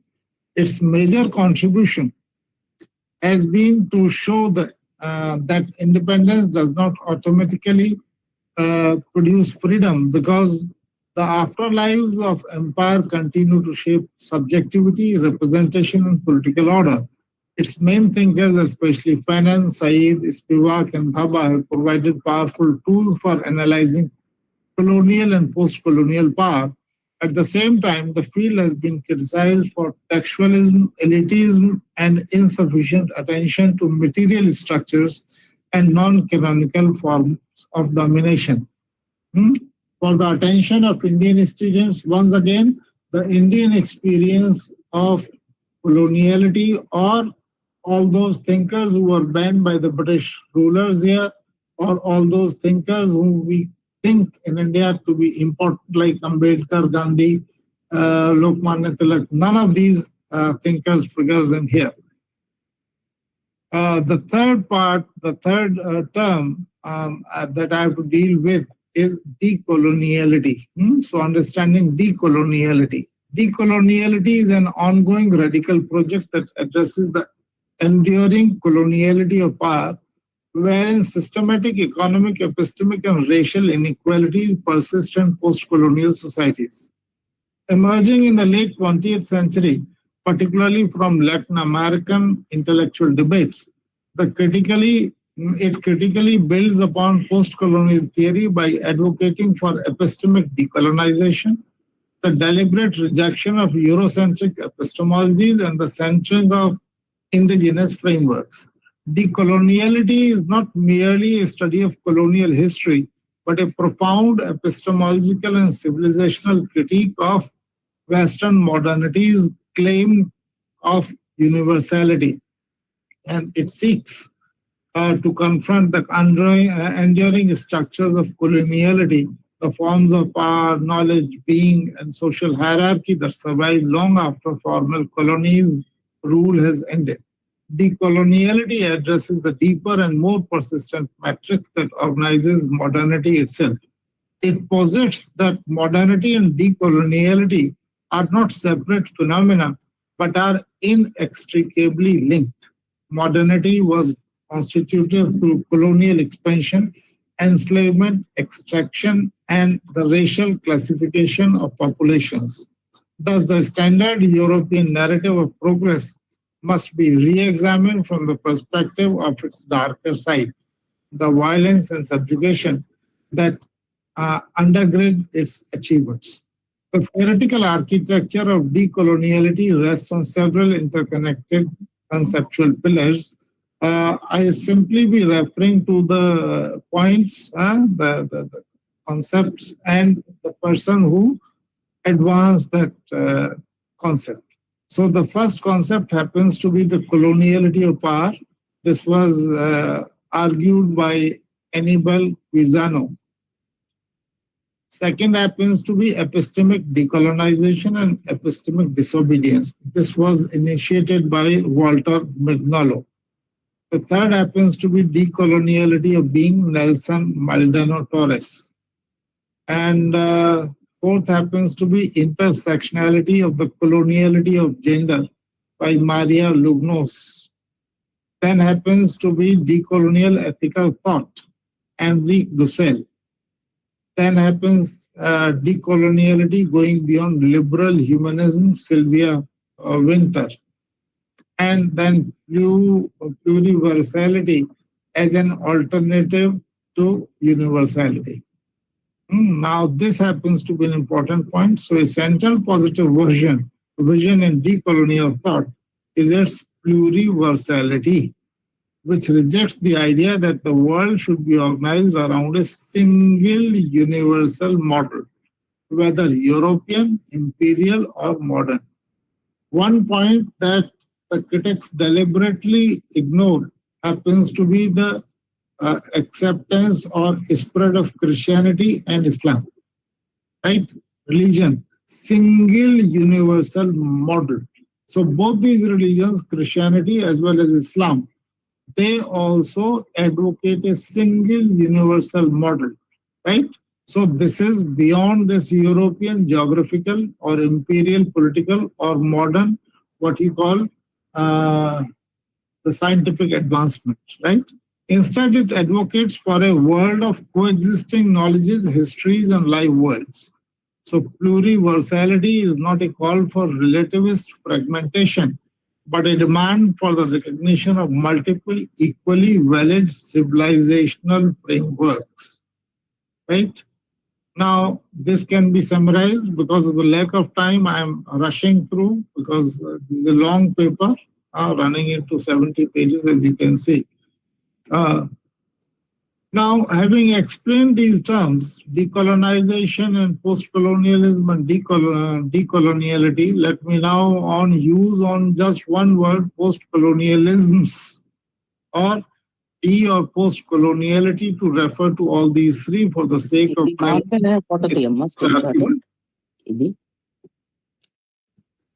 Yes, please.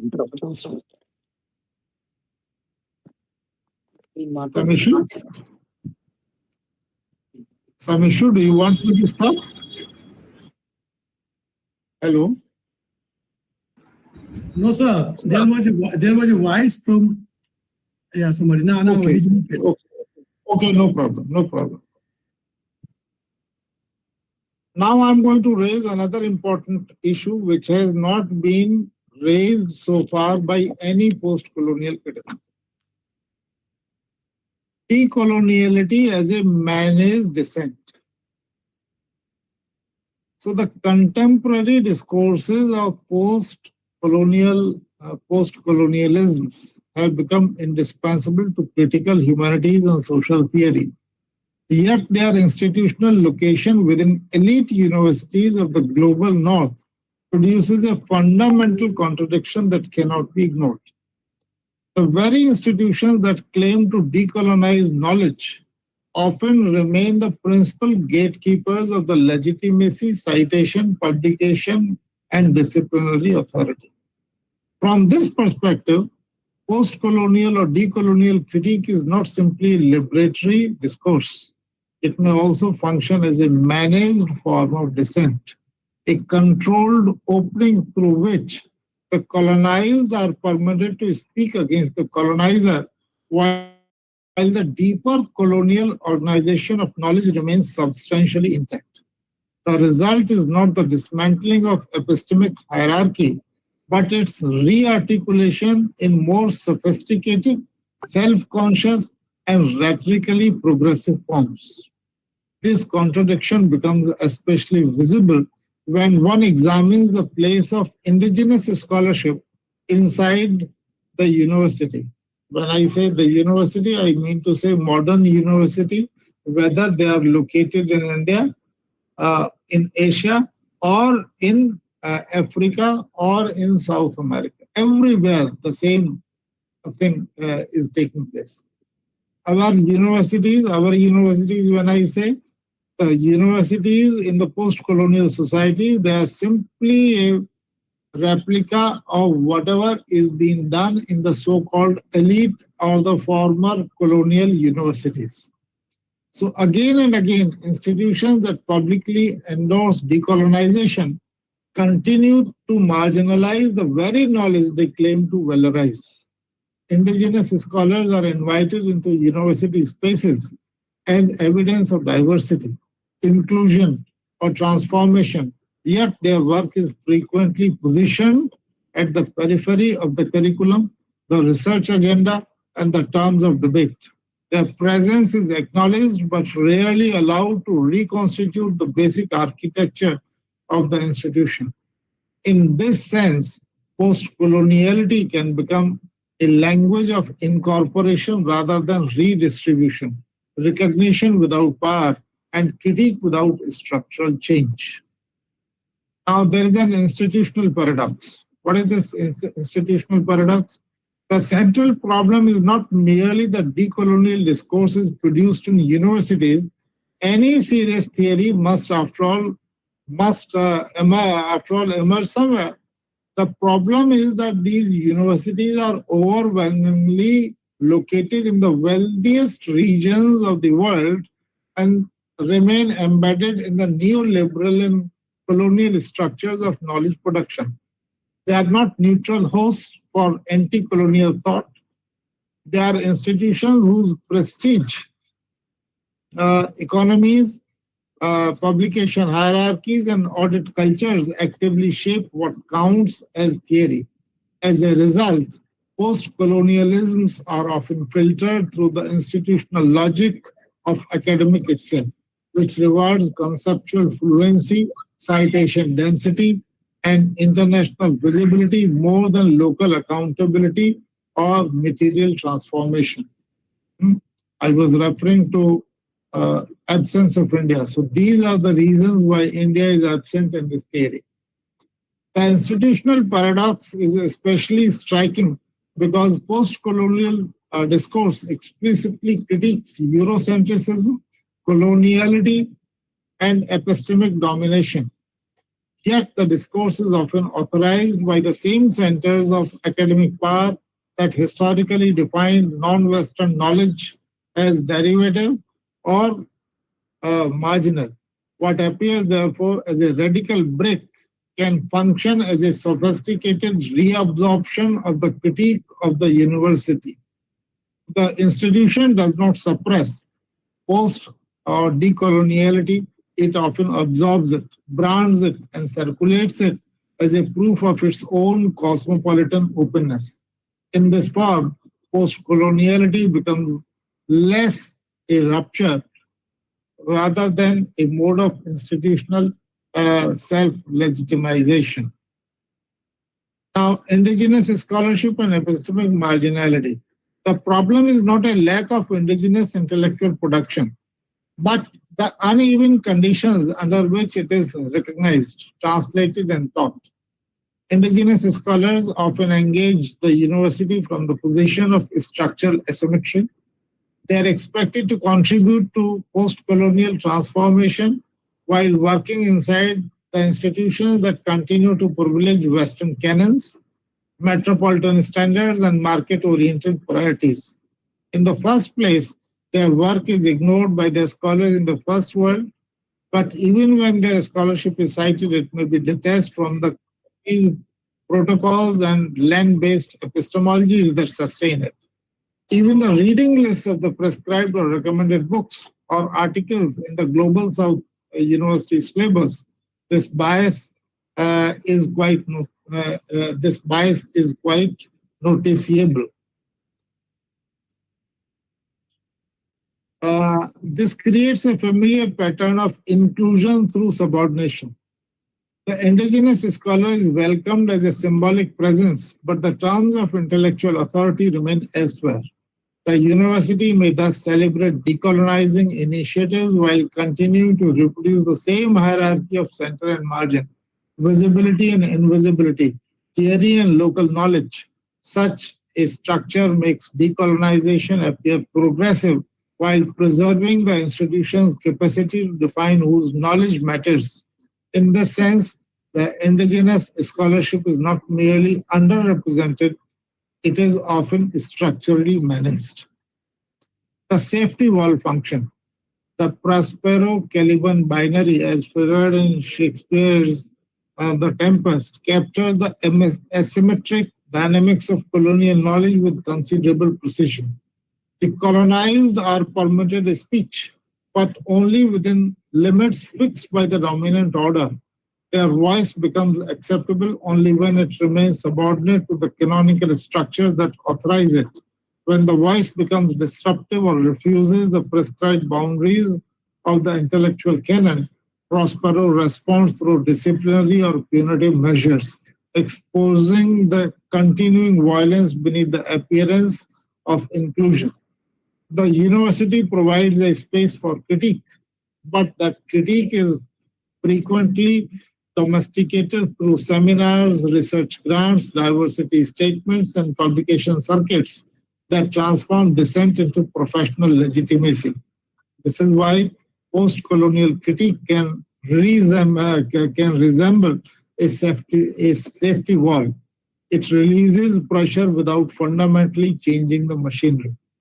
Such a mechanism is not trivial. It permits the institution to appear self-critical while avoiding more disruptive demands, such as epistemic redistribution, land-based accountability, and the decentering of Western theory. Critique becomes a sanctioned performance rather than a destabilizing force.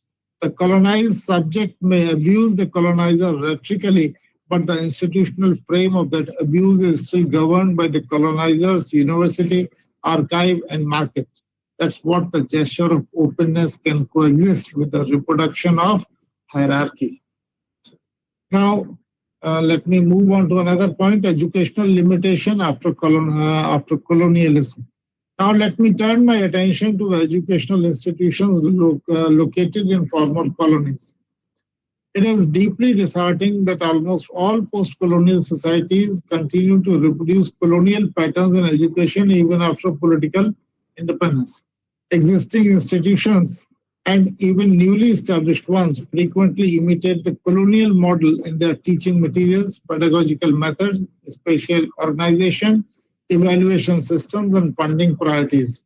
The classroom often retains the same hierarchy of authority. The curriculum often privileges Eurocentric or imported content, and the examination system continues to reward memorization and conformity rather than situated knowledge or cultural engagement. In this way, the educational structure of the post-colonial state often becomes a continuation of colonial rule by other means. The multiplication of institutions does not necessarily indicate intellectual liberation. Instead, it may simply signify the expansion of a model whose assumption remain fundamentally colonial.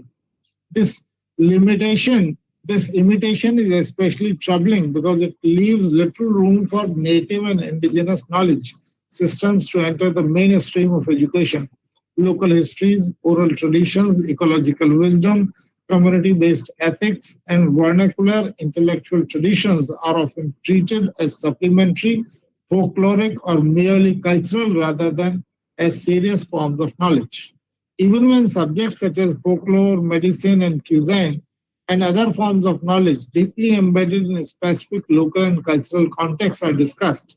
Eurocentric epistemic standards are frequently employed as normative framework of evaluation. Within such frameworks, indigenous knowledge is routinely discredited as myth, superstition, or mere tradition, is dismissed as lacking scientific validity.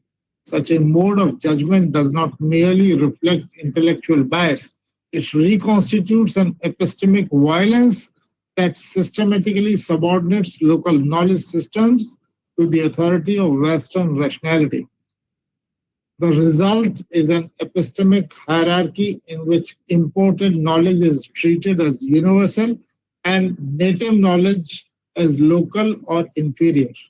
Such a hierarchy reproduces colonial logic in the very side that should have been most central to the intellectual decolonization, the school and the university. If education does not recover the legitimate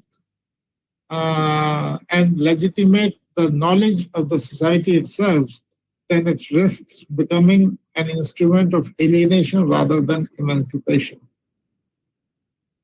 Although global institutions like the United Nations and UNESCO often describe themselves as humanitarian, developmental, and civilizationally neutral, critics have long argued that they also function as vehicles for a modernizing agenda shaped by Western assumptions. Under the language of aid, development, capacity building, and modernization, they promote policy frameworks that privilege external expertise over local autonomy. This does not always operate through direct coercion. More often, it works by defining what accounts as progress, development, and legitimacy. In that sense, humanitarian intervention can become an updated form of colonial governance, one that speaks the language of care while preserving asymmetries of power. This is why the colonial agenda need not appear in openly imperial form to remain effective. It can survive through bureaucratic norms, development discourse, educational reform packages, and universal standards that marginalize local epistemologies. Even institutions funded in the aftermath of empire may continue to reproduce the epistemic order of empire by assuming that the colonized world must be modernized according to external norms. The problem is not merely that these institutions are inadequate. It is that often universalize a particular civilizational model and present it as neutral. Thus, the post-colonial world does not simply suffer from the residual of colonialism. It is actively held in place by derivative institutions that claim to help it transcend colonialism while in fact sustaining its logic. This analysis insists that these discourses are vulnerable to co-option when they remain too deeply embedded in elite university settings. Their critical vocabulary may be genuine, but their institutional circulation can blunt their force. In other words, the theory may remain radical at the level of language while becoming conservative at the level of institutional practice. This limitation is particularly evident when decoloniality is reduced to symbolic curricular reform or representational diversity. Such reforms may be necessary, but they do not automatically dismantle the colonial structure of knowledge. A university can add indigenous texts, host decolonial programs, or rename programs while continuing to rely on the same hierarchy or accreditation, citation, and evaluation. In that case, decoloniality becomes a style of institutional self-presentation rather than transformative intellectual practice. Yes, please. Hello. Yes, please. Yes, please. Yes, what do you want me to do? What's up? Hello. Please continue. Hello. What do you want me to do? Do you want to ask a question? In valedictory session, there is no question answer. Already guidelines suggest. So, dear participants, please read the guidelines. In valedictory session, there is no question answer. I'm ready to take up questions. I've already shared my email and WhatsApp. You can send your questions there. But the paper is not yet over. Do you want me to continue or do you want me to stop? Please go on, Professor. Okay. Please continue. Beyond the token inclusion model, in a more rigorous decolonial politics would require not just the inclusion of indigenous scholarship, but its authority to reconfigure the field itself.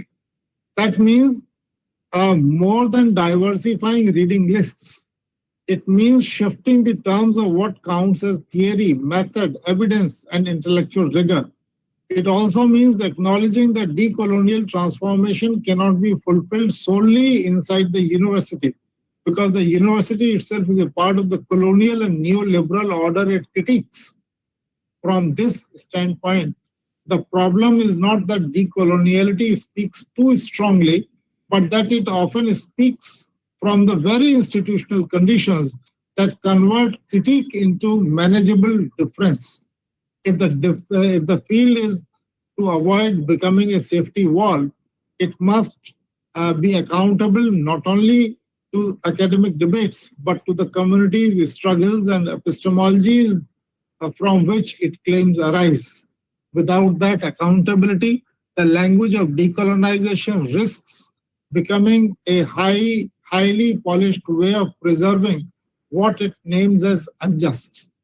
In the US, there has been a real and growing demand from the Native American tribes, activists, students, and some university communities for reparations, land return, tuition relief, hiring of native faculty, and institutional redress from universities that benefited from the stolen tribal lands or colonial policies. Reports in major outlets have shown that this pressure has become especially visible around land grab universities, where indigenous groups are asking for more than symbolic acknowledgement and pushing for material restitution. At the same time, Native American knowledge has not fully become mainstream in the sense of being structurally central to US intellectual life. It is increasingly recognized in policy in some academic settings.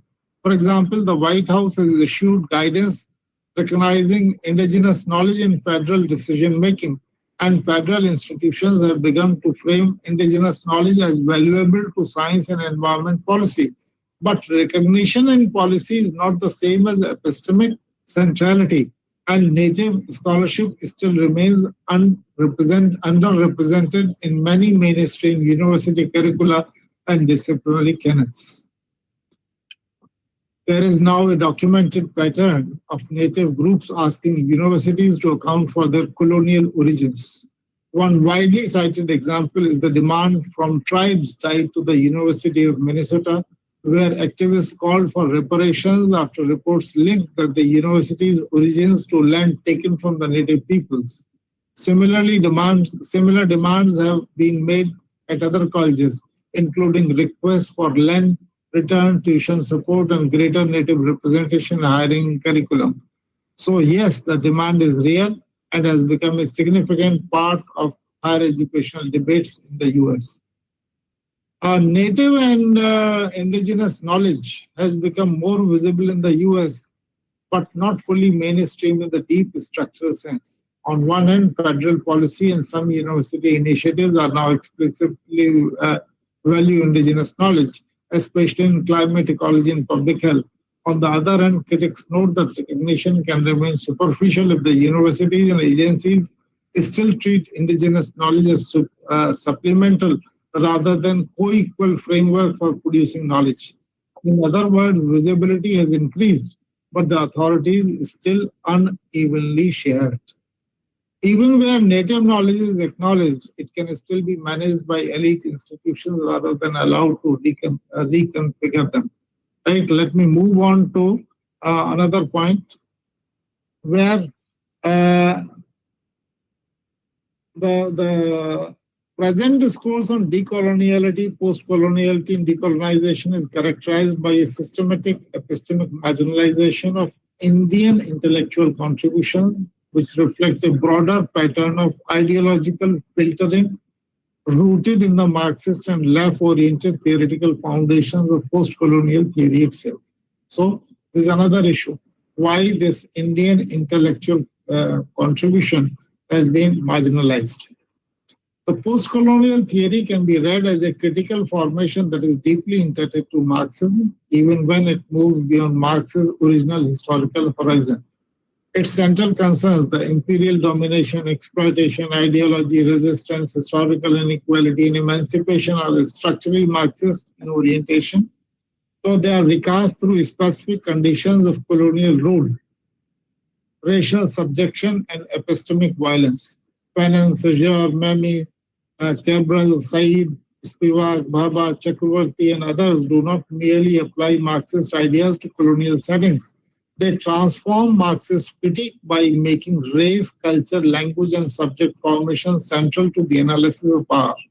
In this sense, post-colonialism is best understood not as a break from Marxism, but as a revision and expansion of Marxist paradigms to the colonial and post-imperial world.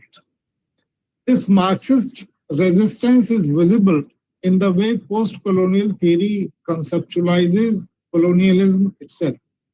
Colonial rule is not treated as a cultural misunderstanding or a civilizational encounter, but as an organized system of domination rooted in land appropriation, labor exploitation, and global inequality.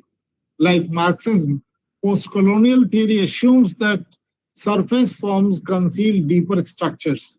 The colonizer's language of civilization, education, and development is read as ideology, masking coercive material relations beneath a rhetoric of benevolence. The result is a mode of critique that resembles Marxist demystification. One exposes the real mechanisms of power behind the colonial order and links interpretation to political struggle. Even when the vocabulary shifts from class to race or from capital to empire, the analytic structure remains recognizably materialist. That genealogy helps explain why the post-colonial canon often remains selective in its intellectual dates. The field has been shaped by thinkers whose critiques are compatible with a materialist, anti-imperialist, and historically radical framework. By contrast, major Indian figures such as Gandhi, Aurobindo, and Vivekananda are less central to the canon because their thought does not fit comfortably within the Marxist-inflected horizon. Gandhi's politics is grounded in non-violence, moral discipline, village autonomy, and ethical self-rule. Aurobindo's writings are structured by spiritual evolution and integral philosophy. Vivekananda's thought is shaped by Vedantic universalism and religious renaissance. These thinkers articulate freedom through ethical and spiritual registers rather than primarily through structures of exploitation. As a result, they sit uneasily within a canon that privileges secular critique, anti-capitalist analysis, and theories of domination. The absence of such thinkers should not be dismissed as incidental. It reveals the theoretical priorities that consolidate the field. The post-colonial studies emerged when Marxism and post-structuralism were dominant critical idioms in the humanities, and its conceptual vocabulary reflects that historical conjecture. The canon, therefore, tends to privilege those arguments that can be integrated into a broader critique of power, ideology, and historical inequality. Gandhi's ethical radicalism, however, influential in anti-colonial politics, appears to many post-colonial theorists as insufficiently attentive to structural violence or too invested in moral reform rather than systematic transformation. Likewise, Aurobindo and Vivekananda are often excluded because their spiritual vocabularies seem to belong to a different philosophical universe altogether. This is not merely a matter of taste. It is a function of the field's intellectual architecture. At the same time, the exclusion of these Indian thinkers also marks a limitation. If post-colonial theory reads colonial emancipation too exclusively through Marxist assumptions, it risks narrowing the meaning of freedom itself. The theories of domination are crucial, but they do not exhaust the question of liberation. Gandhi's emphasis on self-restraint, Aurobindo's vision of spiritual transformation, and Vivekananda's stress on self-strength and civilization confidence offer alternative ways of thinking about anti-colonial subjectivity. These perspectives may not replace Marxist critique, but they do complicate it. They suggest that colonial liberation may involve not only the reversal of material subordination, but also the reconstruction of ethical, cultural, and spiritual life. Thus, post-colonialism should be understood as a hybrid formation. It is rooted in Marxist critique, yet it expands that critique into the domains of race, discourse, gender, and epistemic violence. Its strength lies in its ability to expose the material and symbolic mechanisms of colonial power.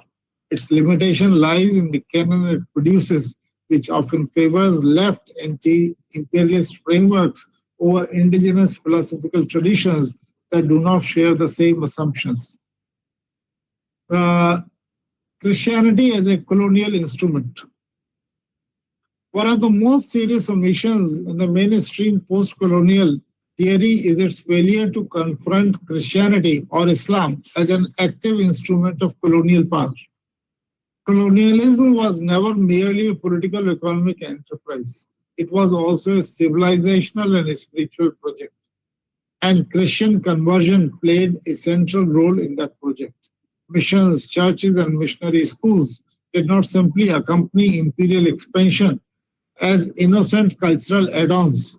They were deeply implicated in the colonial redesign of native societies, working to displace indigenous cosmologies, weaken local traditions, and reorient colonized populations toward the European moral and cultural authority.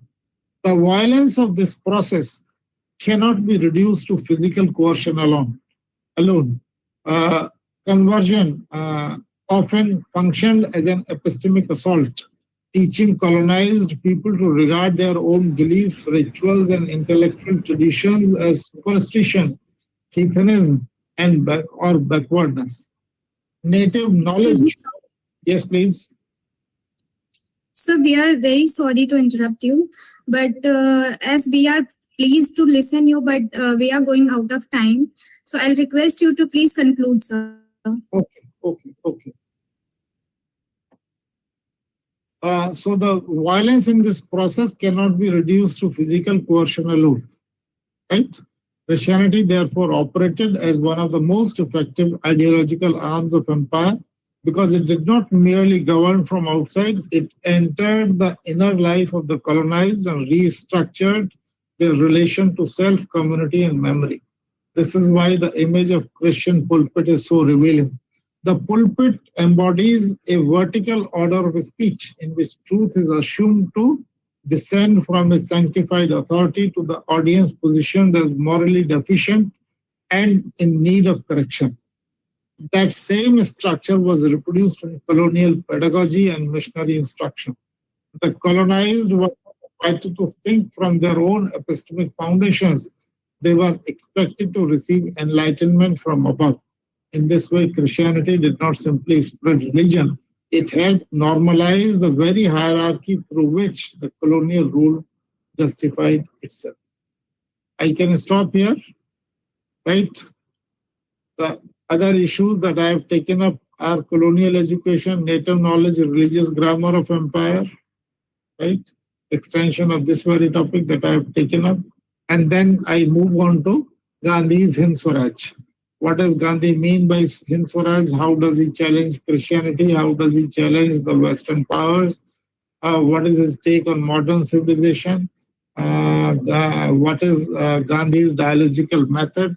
He rejects this method, lecture method, stylistic choice. So Christian method is rejected here. Then Gandhi's Hind Swaraj as a post-colonial critique, right? So different chapter-wise, I have taken it up and I have shown how this happens to be a revolutionary post-colonial text.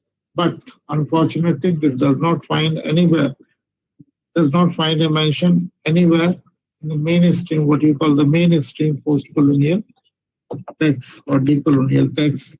So Gandhi has been excluded, Indian scholarship has been excluded from the mainstream decolonial, post-colonial thought, and I was trying to show how this epistemic injustice is working, and there are how the internal contradictions are there, the post-colonial theory, and who is assuming power in the name of new societies or the so-called new nations. The very fact that I'm using the adjective new societies, as a matter of fact, no society is a new, it's a continuum, right? Every society has got a history of thousands of years. Every country, every society has got a history of thousands of years. So when you say new literatures, new societies, new countries, right? Perhaps you are working under the influence of the colonial powers. The vocabulary that has been created by them is forcing you to lose your own identity. The moment you say you belong to a new society, you try to cut yourself away from the traditional, long existing tradition from which you gather your roots, from which you gather your sustenance. Thank you very much.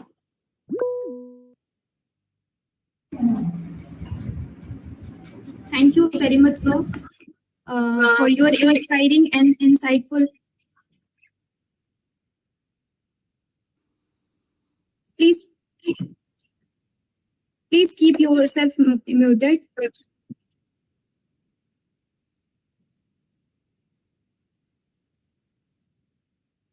Thank you, sir. Thank you very much. Your thoughtful reflection on literature, language, and decolonial perspectives have truly enriched this conference. Your discussion on indigenous scholarship and epistemic marginality reminded us of the importance of recognizing and valuing indigenous knowledge system within academic spaces. We are deeply grateful for your valuable time and words of wisdom. Thank you, sir. Now we move to the next part of this session, which is the report of the conference. May I now invite Dr. Yogeshwar Shah, CM Science College, Darbhanga, Bihar, India, to present the report of the conference. Sir, the virtual platform is yours. Thank you so much. Decolonizing the mind is the process of questioning and rejecting the values imposed by colonial domination through language and culture. Namaskar, Adab, and good evening to all the dignitaries, esteemed speakers, respected delegates, and dear participants. It is my privilege to present the report of the Third International Conference of the World Association of Authors and Researchers on the theme Decolonization through Language and Literature, successfully organized by the Department of English, Université Numérique Cheikh Hamidou Khan, Senegal, in association with the Senegal chapter, West Africa, and the Prayagraj chapter, India, of WAAR. The two-day international conference brought together distinguished academics, researchers, writers, and scholars from 13 countries: India, Senegal, Nigeria, Guinea, Kenya, Ghana, Martinique, Austria, Denmark, the USA, the UK, and Portugal, to deliberate on the role of language and literature in decolonial thought and practice. The conference reaffirmed the importance of collaborative international research in addressing the questions of identity, language, representation, cultural memory, translation, and epistemic justice.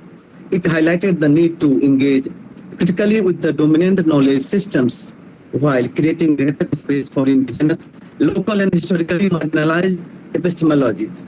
The deliberations further demonstrated that decolonization is not merely a retrospective critique of colonialism, but an ongoing intellectual, cultural, and ethical project aimed at fostering more inclusive and equitable modes of knowledge production.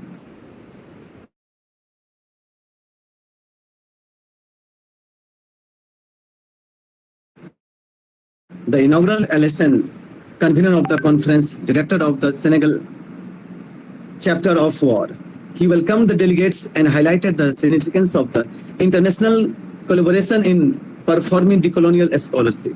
This was followed by the introduction to the conference by Dr. Manish Kumar, Secretary of WAAR and Assistant Professor, Department of English, SKR College, Barviga, Bihar, who outlined the objectives and academic significance of the association. Professor Vijay Kumar Roy, President of WAAR and Professor of English, University of Allahabad, delivered an inspiring address on the vision and mission of WAAR, emphasizing the organization's commitment to fostering global academic cooperation, promoting interdisciplinary research, and creating platforms for emerging scholars. The guest of honor, Dr. Elaji Mamadou Sene, Director of the School of Humanities, Social Science and Education, University Numeric, Sheikh Hamidou Khan, addressed the gathering and highlighted the importance of decolonizing knowledge systems through education and intercultural dialogue.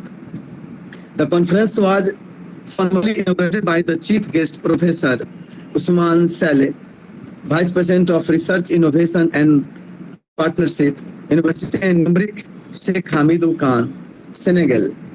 In his inaugural address, he underscored the transformative role of higher education in dismantling colonial epistemologies and promoting inclusive knowledge production.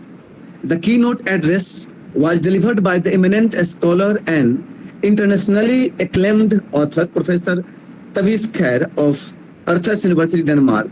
His thought-provoking talk explored the intersection of language, literature, identity, and decolonization, encouraging participants to rethink conventional literary paradigms from global and multicultural perspectives. The inaugural session concluded with a vote of thanks proposed by Dr. Ram Prakash Gupta, Director of the Prayagraj Chapter of WAAR and Assistant Professor, Department of English, CMP College, Prayagraj. The session was efficiently moderated by Dr. Biu Diamba Sisosko, Assistant Professor, University Numeric, Sheikh Hamidou Khan, Senegal. The academic sessions witnessed enthusiastic participation from scholars across the world. Around 100 research papers were presented in 11 parallel or technical sessions on the first day, while approximately 40 papers were presented across 4 parallel sessions on the second day. The presentations covered a wide range of themes including decolonial theory, indigenous knowledge system, post-colonial literature, translation studies, linguistic diversity, cultural memory, identity, gender, digital humanities, artificial intelligence, and comparative literary studies. The session generated vibrant discussions and fostered meaningful academic exchanges among participants from diverse linguistic and cultural backgrounds. The conference also featured an intellectually stimulating plenary session moderated by Ms. Mansi, PhD scholar, University of Allahabad. The plenary session included distinguished guest international speakers, Dr. Cheikh, University of the French West Indies, Martinique, delivered a lecture on linguistic Pan-Africanism, an often ignored dimension of Pan-African studies, emphasizing the importance of African language in shaping continental identity and intellectual independence. Dr. Cheikh contended that language is far more than a medium of communication. It is a repository of history, culture, indigenous knowledge, and collective identity and intellectual discourse. He observed has contributed to the marginalization of African language and the epistemology. He emphasized that meaningful decolonization requires recognizing and revitalizing indigenous African language as essential instruments of knowledge production, cultural preservation, and intellectual emancipation. Professor Patrícia Ferraz de Matos, Lusófona University, Lisbon, Portugal, presented a talk on exercise for decolonizing thought and practice today, examples related to the Portuguese case, offering valuable insights into the challenges and possibilities of decolonial practice in the Portuguese context. In her insightful plenary lecture, Professor Patrícia Ferraz de Matos examined the process of decolonizing knowledge institutions and public memory through the lens of the Portuguese experience. She argued that decolonization is not merely a historical reassessment of colonization, but an ongoing intellectual, cultural, and political process that requires societies to critically examine colonial legacies embedded in education, museums, language, and public discourse. Professor David Webster, New University, United Kingdom, delivered a timely lecture titled "Who Gets to Know? Literature, AI, and the Ethics of Decolonial Education," exploring the relationship between artificial intelligence, literary studies, and decolonial pedagogies. Professor Webster argued that while AI has immense potential to democratize access to information and transform teaching and research, it also carries the risk of reproducing existing inequalities if it is trained predominantly on dominant linguistic, cultural, and intellectual traditions. He emphasized that decolonial education requires a critical engagement with AI, ensuring that indigenous knowledge systems, marginalized voices, and non-Western epistemologies are not excluded or misrepresented within digital knowledge systems. The plenary session concluded with a vote of thanks by Dr. Pradeep Kumar, Joint Secretary of WAAR and faculty member at the University of Allahabad. In the last segment, that is the plenary session, Professor Susheel Kumar Misra, University of Allahabad, delivered the plenary address. He commended that the organizers for successfully bringing together scholars from across the globe and emphasized the need for sustained intellectual collaboration in advancing decolonial research and teaching through language and literature. He highlighted the issues of coloniality, decoloniality, and modernity through the critics Ferenc Fanon, Edward Said, Spivak, Homi Bhabha, and Gobi. He highlighted that modernity and decoloniality are not separated but deeply integrated. And political decolonization did not work well, and it transformed the systems in the same way. And he also highlighted the binary, that is the Prospero-Kaliman binary, to emphasize the idea of coloniality. Dr. Ashish Kumar Gupta will propose the vote of thanks in this plenary session. The third International Conference of WAAR emerged as a vibrant international platform for critical engagement with decolonial perspective in language and literature. By bringing together scholars from across continents, the conference fostered meaningful intellectual dialogue, encouraged innovative research, and reaffirmed WAAR's commitment to promoting inclusive, interdisciplinary, and globally relevant scholarship. The deliberations and interactions throughout the conference significantly enriched contemporary debates on decolonization, making the event a memorable and intellectually rewarding academic gathering. At the end, I am reminded of Walter D. Minolo's statement, decoloniality is about changing the terms of conversation, not just the content. Thank you very much for your precious time and kind attention. I sincerely appreciate your precious patience and engagement. Thank you so much. Thank you, Dr. Yogeshwar Saha, for presenting the comprehensive report highlighting the major events and academic achievements for this conference. We now come to one of the most important moments to any academic gathering, the vote of thanks. I would like to invite Dr. Ashish Kumar Gupta, Allahabad Degree College, Prayagraj, India, to deliver the vote of thanks. Sir, kindly take over.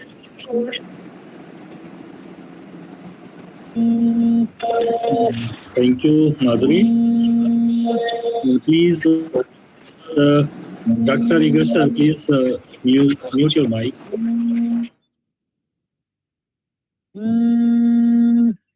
Respected chief guest, Professor Yaske Sharma sir, who had been my teacher, Department of English, University of Allahabad.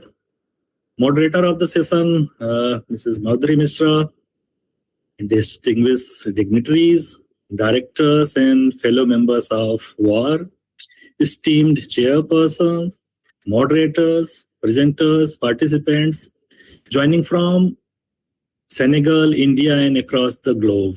Greetings of the day. Let me introduce myself. I am Dr. Ashish Kumar Gupta, Assistant Professor of English at Allahabad Degree College, University of Allahabad. And in this association, WAAR, I am contributing as Joint Director of Prayagraj Chapter. It falls upon me as a matter of both duty and genuine pleasure to propose the vote of thanks that brings this remarkable conference to its close. Let me begin by saying that summing up 2 days of such rich intellectual exchange in a few minutes is not any easy task. But I shall try to do justice to the occasion and to everyone who made it possible. I first take us back to the inaugural session on day 1, 25th July 2026.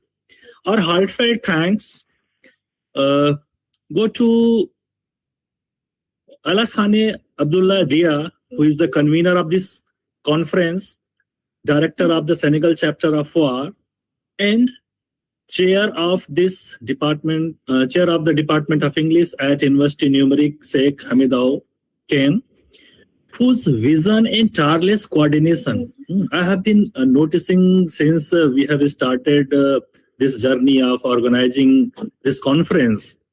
So whose vision and tireless coordination between 2 continents made this conference a reality. It is not a small thing to bring together scholars from Senegal, India, and across the globe around a single conference table, that is virtual table. And Dr. Alassane Dia's leadership and meticulous dedication deserve our deepest appreciation. We are grateful to Dr. Manish Kumar, Secretary of WAAR, for so lucidly introducing the conference and situating it within the larger mission of our association. Our sincere thanks to Professor Vijay Kumar Roy, President of WAAR, for reminding us of the vision and mission of this association that hold this association together across borders, disciplines, and languages. A vision that is a vision that this very conference embodies. He reminded a kind of shield. He became a kind of shield to us.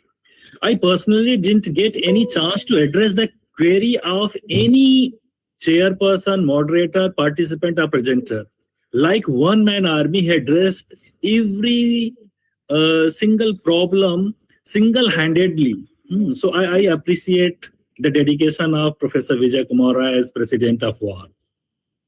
We were honored by the presence of Dr. Alaji Mohammed Hussain, Director of School of Humanities, Social Sciences and Education, as guest of honor, and Professor Usman Asal, Vice President of Research, Innovation and Partnership, who gave the inaugural address as our chief guest. Their words placed this conference firmly within the intellectual mission of University Numeric Sheikh Hamid Al Khan, and their institutional support has been invaluable to this collaboration. The inaugural session found its true center in the keynote address of Professor Tabish, Khair, Professor of English at Aarhus University, Denmark, and a celebrated novelist and thinker in his own right. Professor Khair's reflection on decolonization, language and literature set the tone and the intellectual bar for the entire conference. It is not often that a conference is fortunate enough to have a scholar of his stature, one who writes as powerfully as he theorizes, open its proceedings, and we remain thankful for his generosity of time and thought.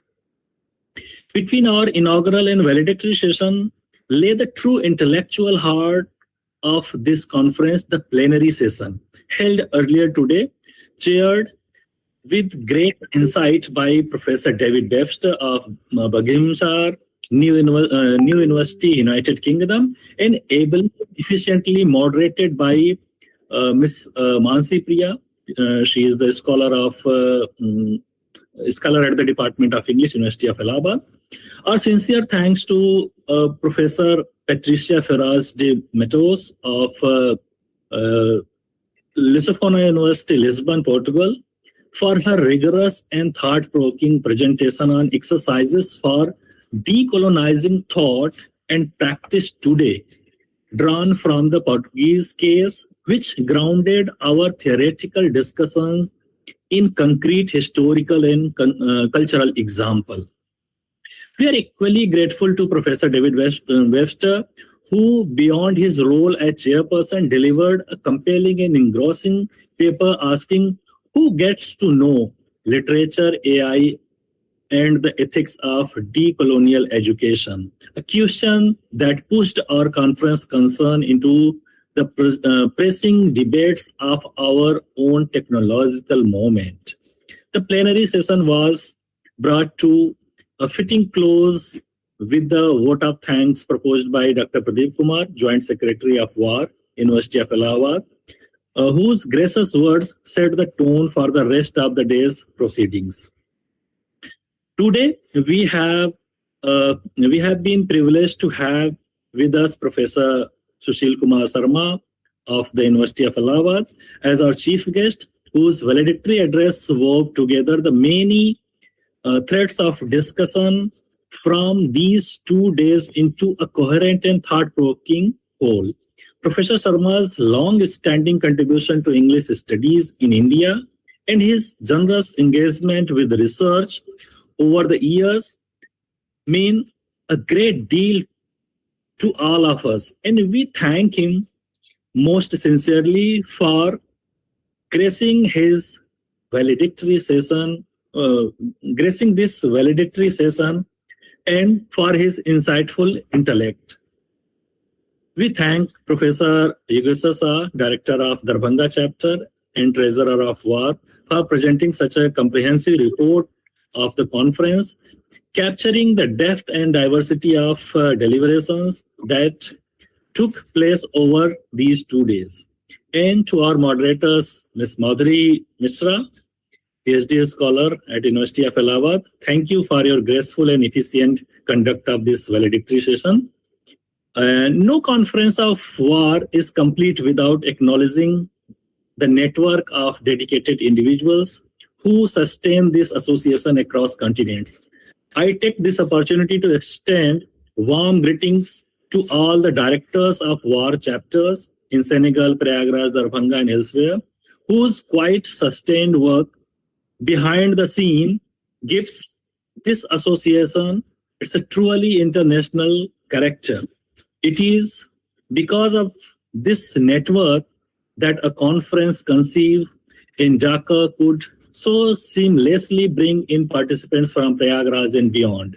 We look forward to your continued leadership and to many more such collaboration in the years ahead. My thanks also also goes to Dr. Witz Cisco, who moderated our inaugural session with such grace, and to every paper presenter and participants of parallel sessions who enriched this conference with your research, your questions, and your presence over these 2 days. A conference is, after all, made by its participants as much as by its speakers, and your engagement with the theme of decolonization through language and literature has given real substance to these proceedings. I must also thank the technical and organizing teams on both the Senegal and Prayagraj side, who worked quietly behind the scenes to ensure that this conference spanning continents and time zones ran without a hitch. Finally, to everyone who logged in, listened, questioned, and stayed with us across these 2 days, from Senegal to India and everywhere in between, thank you for being part of this conversation on decolonizing language and literature. Let us carry its insights forward into our own research and teaching. Now, on behalf of the organizers and with permission of Chair, I would like to announce that this third international chapter of WAAR formally closed with gratitude and with hope for many more such gatherings. Thank you so much.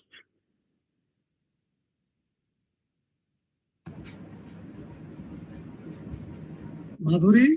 Thank you, sir. Thank you very much, Dr. Ashish Kumar Gupta, sir, for your heartfelt vote of thanks and for expressing gratitude to everyone who contributed to the success of this conference. As we conclude this wonderful academic journey, I sincerely thank all our distinguished speakers, session chairs, presenters, participants, organizers, and volunteers for their enthusiastic participation and valuable contribution over the past 2 days. Finally, I request everyone to stay for the feedback and interaction session. For that, I would like to invite Professor Ibrahim sir. Kindly take over, sir, for your feedback. Thank you very much for giving me the floor to provide feedback. Distinguished colleagues, guests, and scholars, as we look back on our plenary sessions, we are reminded of a fundamental core of our conference, decolonization through language and literature. The insights shared during the plenary highlighted that decolonization is not merely an academic concept, but an urgent, ongoing practice. Language and literature are not passive observers of history. They are active instruments of cultural reclamation, resistance, and self-determination. The plenary set a powerful tone for the parallel session number 10 I chaired, demonstrating how indigenous languages, local narratives, and decolonial framework challenge dominant structures and open new spaces for global scholarships. Over the course of the different sessions I attended, we have witnessed an extraordinary exchange of knowledge across borders and disciplines. The research presented here proves that when we center local voices, African and Global South epistemologies, and diverse linguistic heritage, we enrich the global intellectual landscape as a whole. On behalf of my colleagues of parallel session number 10, I could enlarge it to all the colleagues who presented I would like to express our heartfelt gratitude to the World Association of Authors and Researchers and to the Senegalese chapter for their vision and dedicated efforts in bringing this international platform to life. Thank you to the leadership organizing committee and coordinator of WAAR for providing scholars from around the globe with the space to collaborate and amplify decolonial perspectives. Your commitment to fostering quality research and supporting academic voices is truly commendable. Thank you all for your presence, your passion, and your valuable contributions. Thank you very much.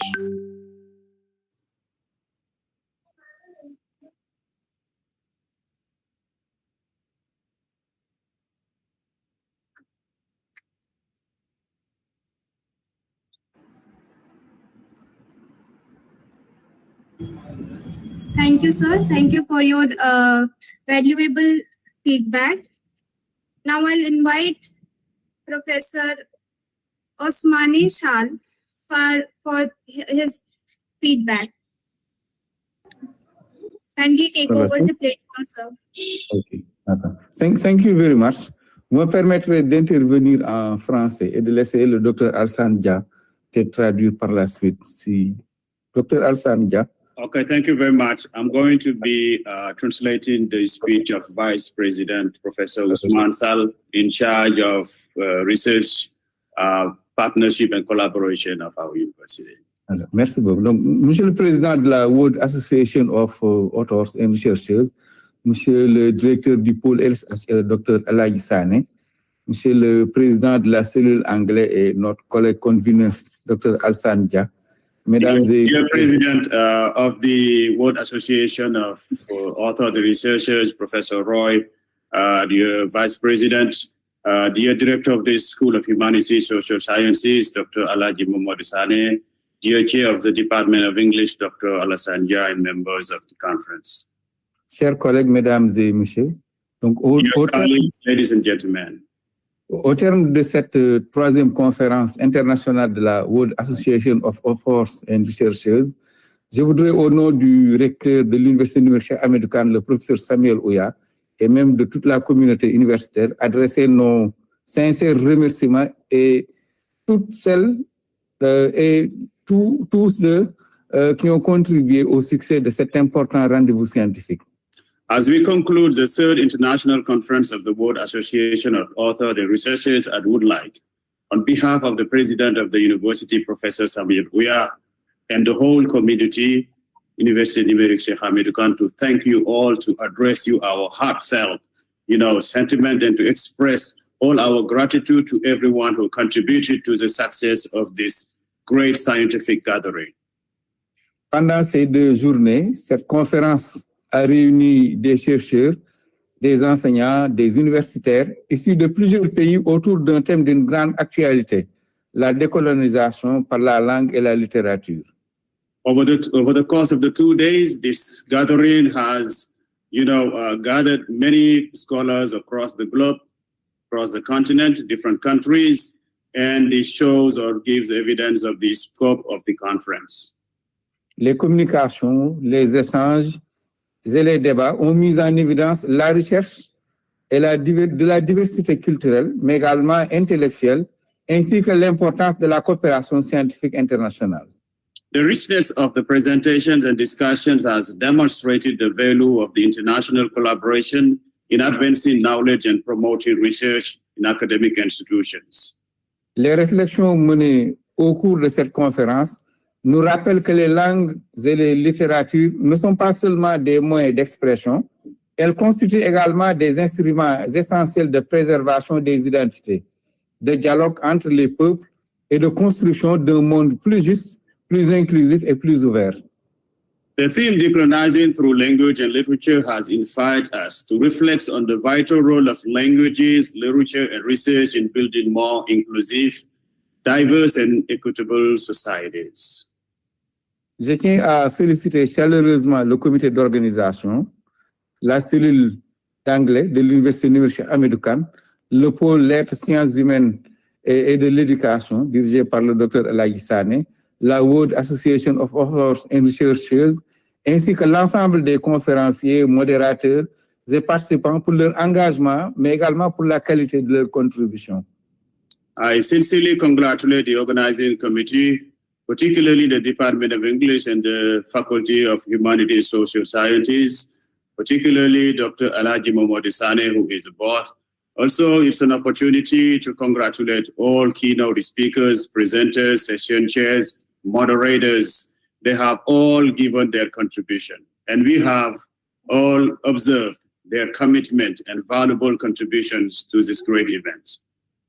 Je formule le vœu que les échanges initiés au cours de cette conférence se prolongent par de nouvelles collaborations scientifiques, des projets de recherche communs, mais également des partenariats académiques durables. This is my wish and this is my prayer. May the connections established during this conference continue through research collaborations, joint projects, and lasting academic partnership.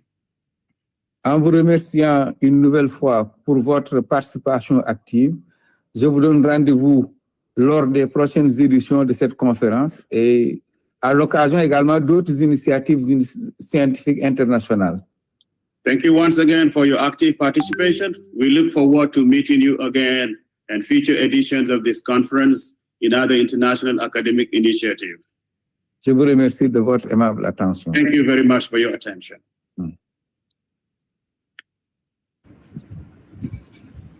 Thank you, sir. Thank you so much for your encouraging feedback. Now the platform is open for everyone, where participants are welcome to share their experience and suggestions. Once again, thank you all for being part of 3rd International Conference of WAAR. Now you can share your experience or suggestion, and if you want to give us feedback, you can raise your hand and unmute yourself and ask or say anything, whatever you want to say. Ma'am, may I say something? Yes, sir, please. Okay, thank you so much. It was really a good journey ahead to through 2 days, and it was really worth joining this great conference. I was expecting that I will be enriched, and yes, it is up to my expectation. And thank you, Abdullah sir, thank you, Bijay sir, and our today's guest speaker, Susheel Kumar Sharma sir. I think I can remember very well. I am a kind of student to Professor Susheel Kumar Sharma because he was my PhD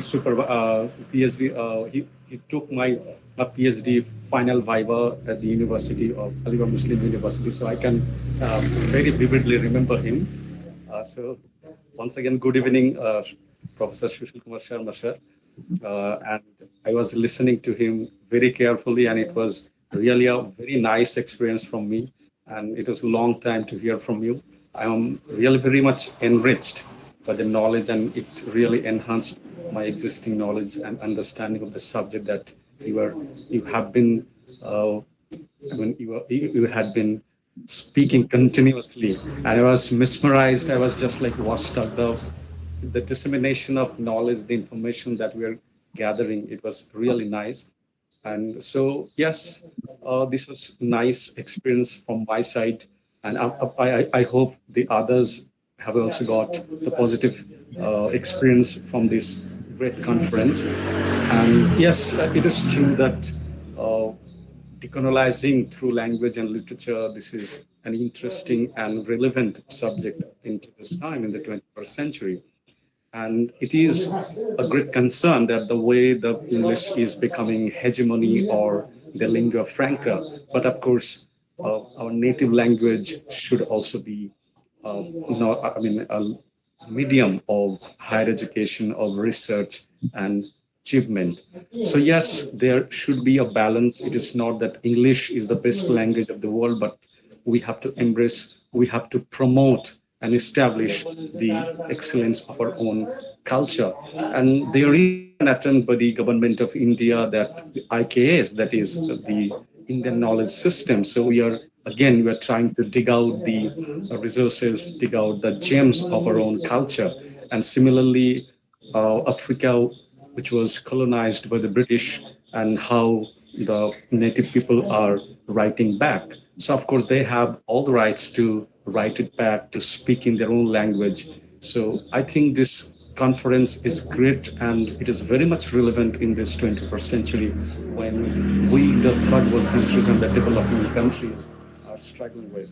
So thank you so much. Thank you for the organizers for both the chapters, African Senegal chapters and Indian chapters. So yes, I am really enriched by this conference, and I am eagerly looking forward to attending such conferences in near future. Thank you so much, sir, and good evening.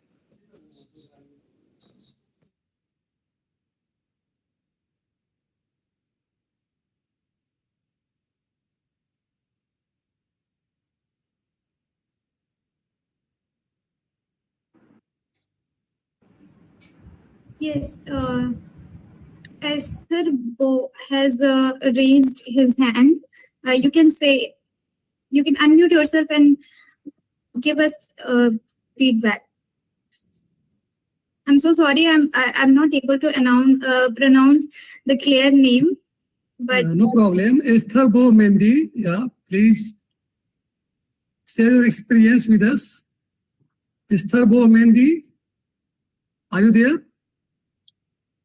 Yeah, Esther is a student, a bachelor student. Esther. So those who are she may not be here. Esther, you have to turn on your microphone.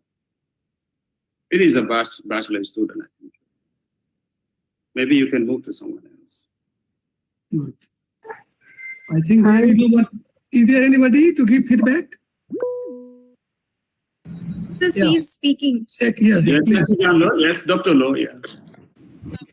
Can I have the speak? Yeah, thank you very much for giving me the floor. Once again, I congratulate you for this wonderful conference that allows scholars from the Global South to establish dialogues and exchange. I think this is very important because most of us are working in siloed spaces. We mostly engage with Western scholars. We don't have cross-referencing between scholars from the South. I think this is an opportunity for us to know each other and to engage, to know more about what is being written, the scholarship in India, engaging with the scholars, what they write in from India, and also the Indian scholars and other scholars from minority countries to know what is being written in Senegal. I think that is very important because mostly we engage with Western scholars in our writings, in our production. I think the first step to be taken is really to decolonize that mentality. Like if you don't reference scholars from the West, our academic arguments, our claims are not valid. I think that needs to be terminated.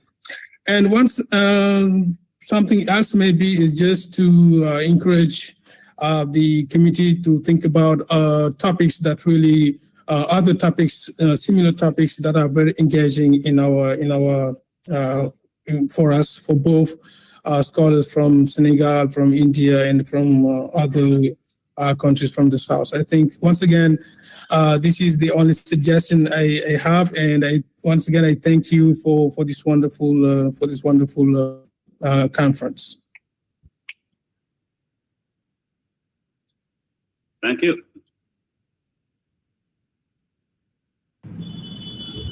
Mr. Smoganda. Okay, thank you so much. I too, from Kenya, I want to take an opportunity to appreciate the organizers for this really wonderful event. It has been 2 days of, continuous knowledge, learning, sharing, and even for me, I think getting to the network of new friends, really, that we have been talking in a very special way. Professor Vijay, we have been talking and even at times reaching to you, helping here and there. It was really nice. You did not get tired. Dr. Dia, you also really, Abdullahi, were much helpful for us. I thank everyone also, and I think it was really a wonderful opportunity. Thank you so much. We look forward for more exercises like this to share knowledge and the conferences to be able to network also and to grow knowledge in the global south. Thank you so much. Thank you. Dr. Dia, I think there is nobody else now. Can I take your floor, please? Yes. Okay, give it to my boss, Dr. Sane, who last want to speak, and then I will close it. Yes. Yeah, please. No, please. you are my boss. That's the reason why you will be the last to close. So I would like to express my heartfelt thanks to the World Association, particularly warmly greet, thank, and congratulate Dr. Alassane Dia, who is the president of the Senegalese chapter, for his commitment and the serious and tremendous contributions in this conference. He did not only allow the Department of English of our university to partner with the World Association, but to also give the opportunity to colleagues from Senegal and particularly from the Department of English to make presentations in this conference on decolonizing language or decolonization through language and literature. So thanks to the President, Professor Roy, thanks to all the members of this association, and thanks to Dr. Dia for giving us the opportunity to be here today, to spend a couple of days and attend very insightful and interesting presentations on decolonizing the language, okay, and also literature or decolonization through language and literature. So, Dr. Alassane Dia, dear colleagues and friends, I would like to warmly congratulate you and also to express my heartfelt thanks, and also on behalf of the president of this university, to thank all the members of this association, particularly to Professor Roy. Thank you and have a nice day. Thank you, sir. Ansika Srivastav, I think you have raised your hand. You want to say anything? Ansika Srivastav. Am I audible? Yes, you are clearly audible. Go ahead. I would like to sincerely thank the entire organizing team for conducting this international conference so flawlessly from day one till completion. This was my first international conference, and the arrangements, sessions, and coordination were excellent. It really got the opportunity to learn so many things from here. It was a great learning experience. Thank you so much for making this a memorable one. Thank you.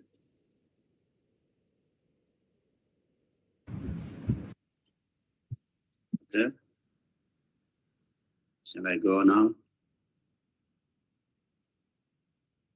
Professor Roy, what is next?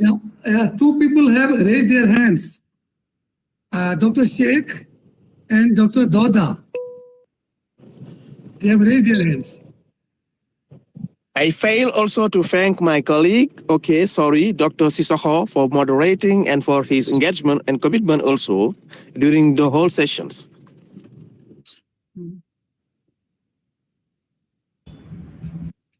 Thank you. Without calling Omar names. Sir, Omar Sise has raised his hand. He wants to say please something. speak one line. Now there is due to time constraint, we have to close the session. So in one line, please give your feedback. I just wanted one to line. Yes.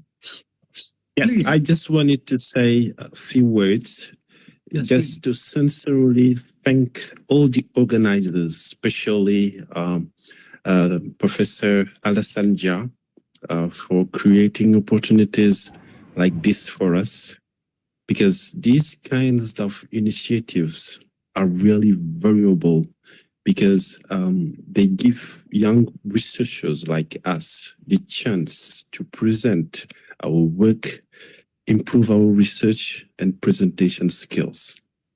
And not only that, but it helps us learn from scholars and peers from different countries.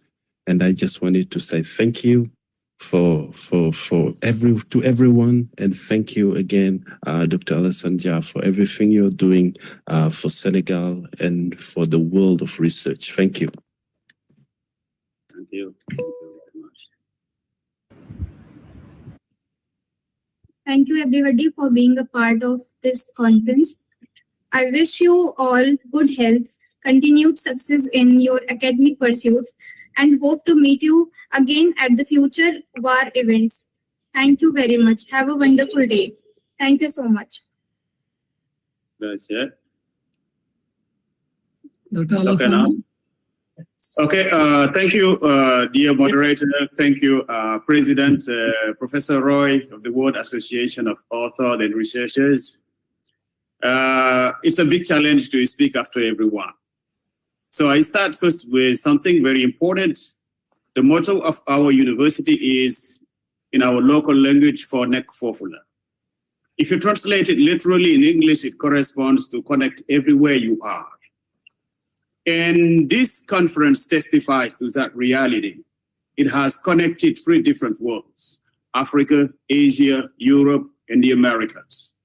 13 countries have met online, and 53 universities or higher education institutions have gathered to share their expertise, their scholarships over a theme that is very important: decolonization through language and literature.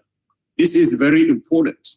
And we have seen that constantly over the course of the 2 days, an attendance rate between 127 and 150 has been observed.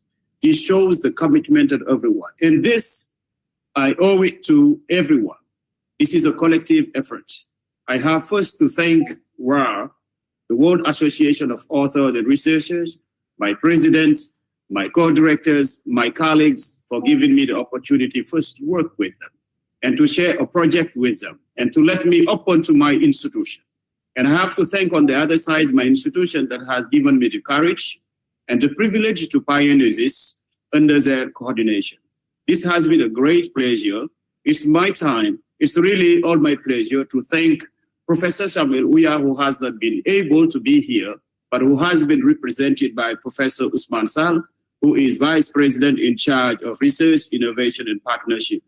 My boss, Dean of Faculty of Humanities, Social Sciences, Dr. Alhaji Mohamed Shani, has been here over there. Beyond our, cordial relationship as a colleague, he has been always working for the success of the institution.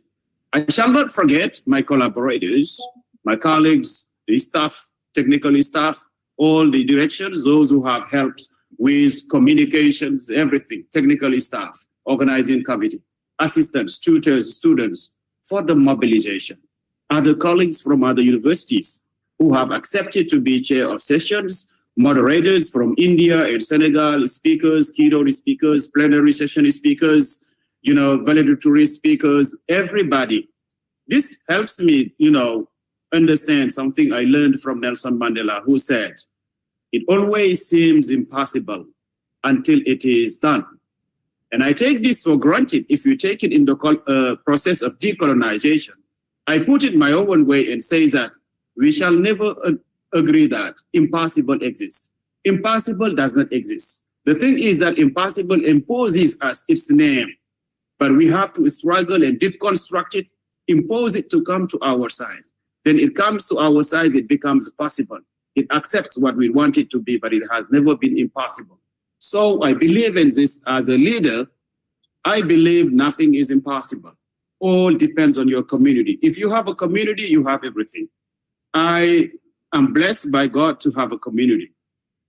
It's the community that has helped me come to this step. And I thank great God. I thank everyone for all that you have given to me in terms of trust, in terms of confidence, in terms of, commitment and collaboration. So this is our event. It has been great, very successful. It is successful on behalf of everyone, not on behalf of me. So I sincerely thank everyone here. Congratulations to all paper presenters, chairs, and every active member. There is no single person left behind. Everybody feel, comfortable with my words. I shall not distinguish you one by one. I will forget names. Sorry for that. Thank you so very much. This being said, I officially pronounce the closure of this wonderful and great conference, Third International Conference of the World Association of Authors and Researchers. Thank you so very much. Have a good rest. Thank you. Bye-bye. Yeah, thank you, Dr. Dia. Thank you all. Thank you. Goodbye. Thank you. Thanks a lot. Thank you very much. Thank you. Thank you. And thank you. Thank you. Thank you. Thank you. Bye. Thank you.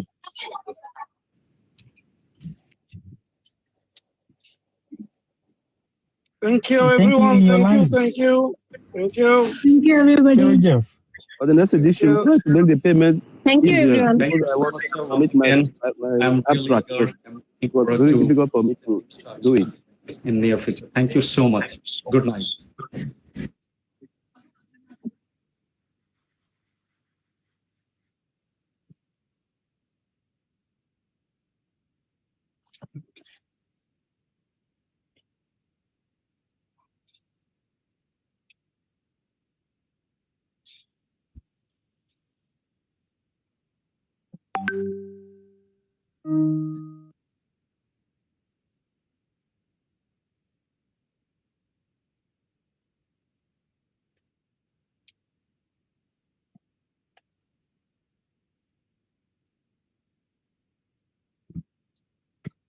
Yeah.